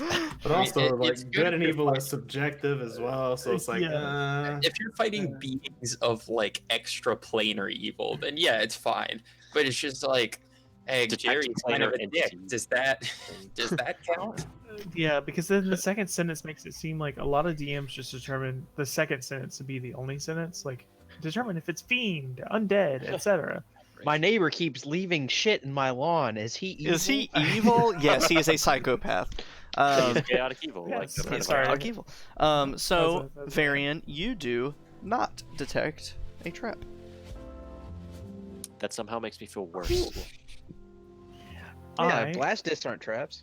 I am going to take this to a place. A good use of my second to last second level spell. Okay, yeah. I'm going to take this away from people. Okay. In the meantime, everyone, you watch as Varian and Oleg are kind of like being a little secretive off to the side, and then Oleg starts to walk away holding a box. I'm following. I witnessed this I was looking for boxes and I see this and I'm like, I really hope that's not what I think it is. And I kind of like pick up a chair and like I kind of like crouch and like pretend I'm like picking something up off the ground, just so I can like be kind of behind something if something explodes. But also while I do this, I'd like to look under the chairs. I don't know, maybe there's a bomb under the chairs. I don't know. I'm paranoid. Make a perception check. While it's happening, while it's happening, is there anybody close to me that I trust in some way that is like knowledgeable about the area? Because we're on the fucking roof of a building. Nope. What's your perception check, Jacob? 16. You see up near the front, there is a handbag sitting on the ground. Just pick that up too. Why not? Did I, with my keen mind, did I see anyone holding that handbag earlier? Okay. Fucking bitchy ass. Fucking Pick feet, idiot. No, because you did not meet that person. Okay. Yes, Alan. I'll go pick that bag up. Since we're on the roof, can I go to the side, the edge of the roof, and just kind of like check the sides of the building? Interesting. Make me a perception check. And then at some point, also look up. Okay. Don't worry, bomb squad is on the case. Paranoid squad on the case. Because I think that we all forgot that there was bombs involved in this. Until just now. Like, oh, fuck. I got a 19. A 19? It kind of gets dark as you look down, so you can't see incredibly far. Like, you can't see the bottom or even the entrance of the gallery, per se. Mm-hmm. But you don't see anything apparent as you glance over. You kind of have to walk around a while to get a good view of everything, but nothing stands out. Donavan, you go pick up the handbag. Oleg, you're trying to find someone who knows the area that you trust. Yeah. I mean, Pretty short lived. yeah, I was gonna say there's the people in your party, if any of them would potentially know, and then there's also, Ithranel. Okay. Yeah. Ithanel's the person who invited us, right? Yeah. I'm gonna ask Ithanel if there is a room or something in which I could maybe an area off to the side that is more secure. So you walk up, and she turns. She's doing that politician thing. She's shaking hands. Also, I'd say congratulations. Yeah, I lead she's into hugging this, people. obviously. And she turns to you, and she sees the box in your hand. She says, "Oh, thank you for picking up my makeup kit. I left it under the table up there. They didn't give me a green room or anything to, keep any of my stuff in, so I just had to store it up there. Thank you." And she goes to take it from you. Of course. Here you go. I just I would make sure that we are in investigation, worried about killers. Just make sure that it's not tamper-proof. That's the only thing I was trying to say. She undoes the latch.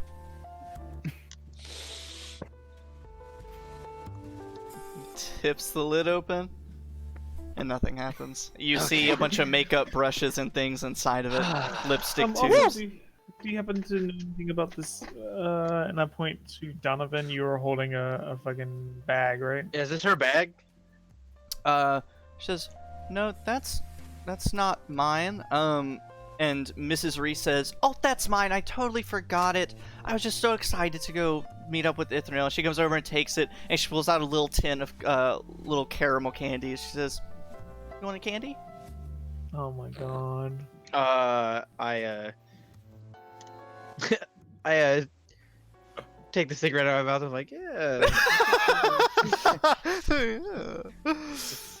I like how it's just like assumed that Cornelius and Donovan are both like perpetually smoking, unless otherwise stated. If someone would have said something inside, it'd have been like that scene from Cowboy Bebop. It's like, you can't smoke in here. And it's like, Yeah. So Ithranel gives all of you, hugs and whatever. You notice that Spike has not really joined over recently, and you look over and he's still chatting up that other Warforged that he sat down with. Spike looks. You're muted, Xavier. How does she feel about this whole ceremony? Make an insight check. You have inspiration still. Thank God. 19. First one was a 3. She looks frustrated.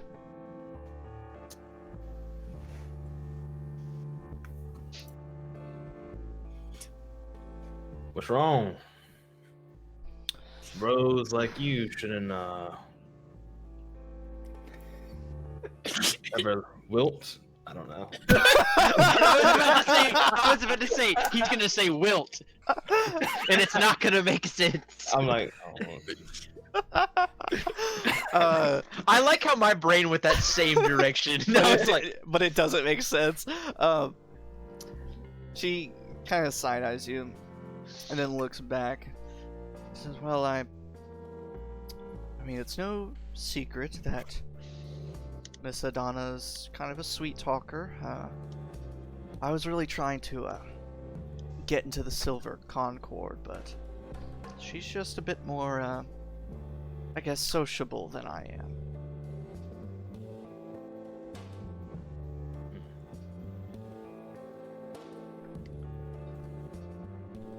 how often do they do these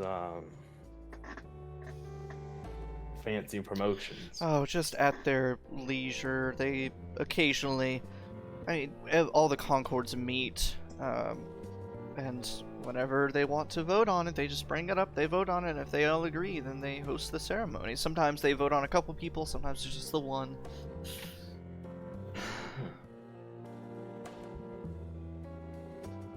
Don't be down about it. Listen. Something that I've had to learn is that sometimes you gotta work twice as hard to get half of what someone else gets. Alright? Just keep at it. I'm sure you'll get it in no time. I appreciate it. And I am.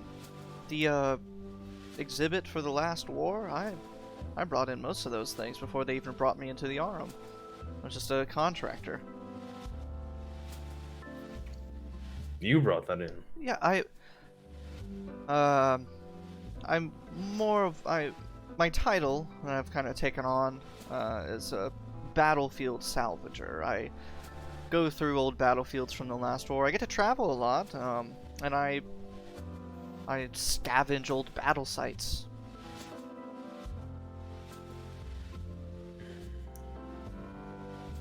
Okay. Part of me immediately wants to ask about Romulus, but also part of me doesn't want to tell her about Romulus because I'm like, she's also voted a couple for Concord, so I'm like,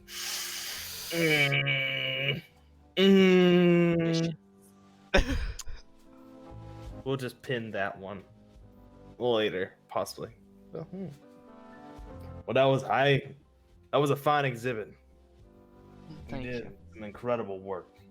Thank you. And I'm still working on finding some new things to add to it. So if you ever want to travel around or go see some of the old stomping grounds, as it were, let me know. I will gladly take you up on that offer. Weirdest date ever. Do you want to go see where you used to engage in horrifically violent war battles? And then make out after? Quite literally, Yeah. Spike just had a flashback about how he senselessly murdered people and did not care that he did. And now it's just like, you want to go to that same place? And I don't know, cuddle. You want a picnic on the site of my crimes? Let's have horrible flashbacks together. Shared trauma. And so the ceremony comes to a full end. People resume their drinking and eating and walking of the exhibits. And unless there's something you guys want to do immediately, that's where we will stop for tonight because it's now almost the hard stop time. Okay.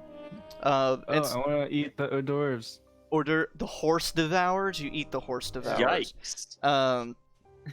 So. Ooh, a feed bag. Feedback. Yep. So we'll pick up there next time, doing some more role-playing, investigating, checking out exhibits and stuff. And by the way, Austin, Squinch did not see anything out of the ordinary. Nor hear anything out of the ordinary? Nor hear anything out of the ordinary. I feel like that's almost more suspicious. But In that's a place like this, with people like this. Yep.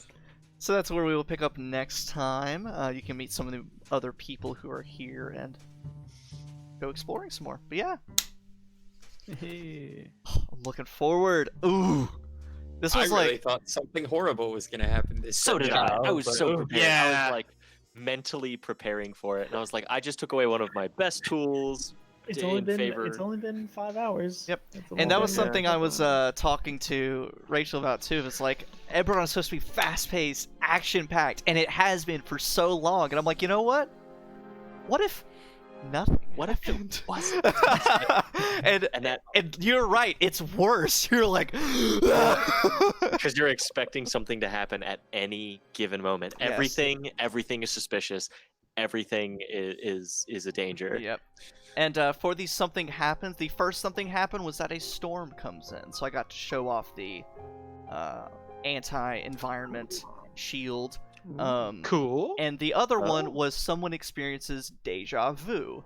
And the moment you said, "Is there a bomb?" I was like, Oh, I just fed that Oleg. to you, yeah. I was like, Oleg, you see this? And so it was kind of like a baked-in deja vu, like, oh no. Remember earlier today Yeah. when you got bombed? I love the fact that Oleg like fully took a ton of damage from a terrorist attack earlier today and then just went to a party. Oleg doesn't care. His He's like, eyebrows are another still day. going. He went to a party where he was going to steal artifacts. In the morning, I blow up. In the night, I steal artifacts. Very Man, simple. Somewhere in part of between, life. I eat hors d'oeuvres and drink. It's part of life. Eat deviled egg, steal priceless artifact, go It home, is sleep. that is quite possibly actually the most Russian thing he could have done. Get blown up, go to a party. And then at that party, drink and steal. Yeah. All right. Do we have any announcements or wrap-up thoughts or things you want to plug for later, Logan? Just all the normal stuff. Like I said at the beginning of the stream, my job status is changing, and I will have a lot more time on my Yo, hands deviled to eggs though. do things. Yeah, for real. Shout out for deviled eggs. Shout out for deviled eggs. Have you ever had fried deviled eggs? No, I but that haven't, sounds but awesome. That's a concept. Fried deviled eggs. Fried deviled eggs. Want to try? That sounds we're like talking some southern bullshit. yeah, and I like love battered it. and fried, man. I saw some shit about that, and I was like, That's Um, weird. So I will be streaming more. I will be dipping back into the Sherlock Holmes games per a request from one of my biggest fans. Oh, me? Cool. Sure. I did not ask for that.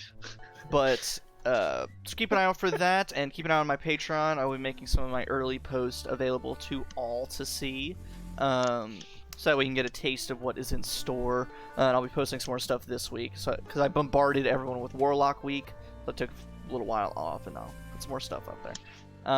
Warlock Week. Put your emote suggestions on my channel in the suggestion box. We need some more fun emotes. I think that's it for me. Thank you everyone for tuning in. Even though I know a bunch of people in the chat are actually my own players, there's still a lot of people who are not my own players, and I really appreciate you for sticking around and watching it with us. You are truly, you're just the friggin' best. Thick crew. So yeah, thank you so much for chiming in and being stupid with us in the chat and playing it with us, because that's half the fun, honestly. Alan, do you want to promote anything as a big pro streamer? Yeah. I'll be streaming eventually. Sweet. I feel yeah, that. I'd love to hear it. I'll try and stream Find something you. tomorrow. Oh, I need to do some shout outs. Yeah. Xavier, is there anything you want to? Well, What is streaming? the It's a question that we all strive to ask ourselves. And it's something that I will answer on my next stream tomorrow, where I play Good setup. a video game. You'll have Nice. to find out. Ah, sweet. Very cool. Oh, I already did. I'm so bad. Very detailed. Yes, please check out my friends. They're a lot cooler than I am. And I really truly think that's it. Jacob, you want to hit us with our closing theme song? No, you're just gonna cut me off again. I will give you plenty of time, like an awkward amount of time. You know, no, not today. I don't really feel like it. Austin took off his headphones. Oh gosh. I heard awkward amount of time and I went, no. Alrighty. So yeah, thank you everyone. Have a lovely night, and as far as I know, you should see us all same Sharn time, same Sharn place. Sharn Nights! Oh. Sharn Nights on Monday. Dun-dun-dun-dun-dun. New theme song. There we go. All right, everybody, have a good night. We will see you all next week. Shine, Good night. shine, Sharn.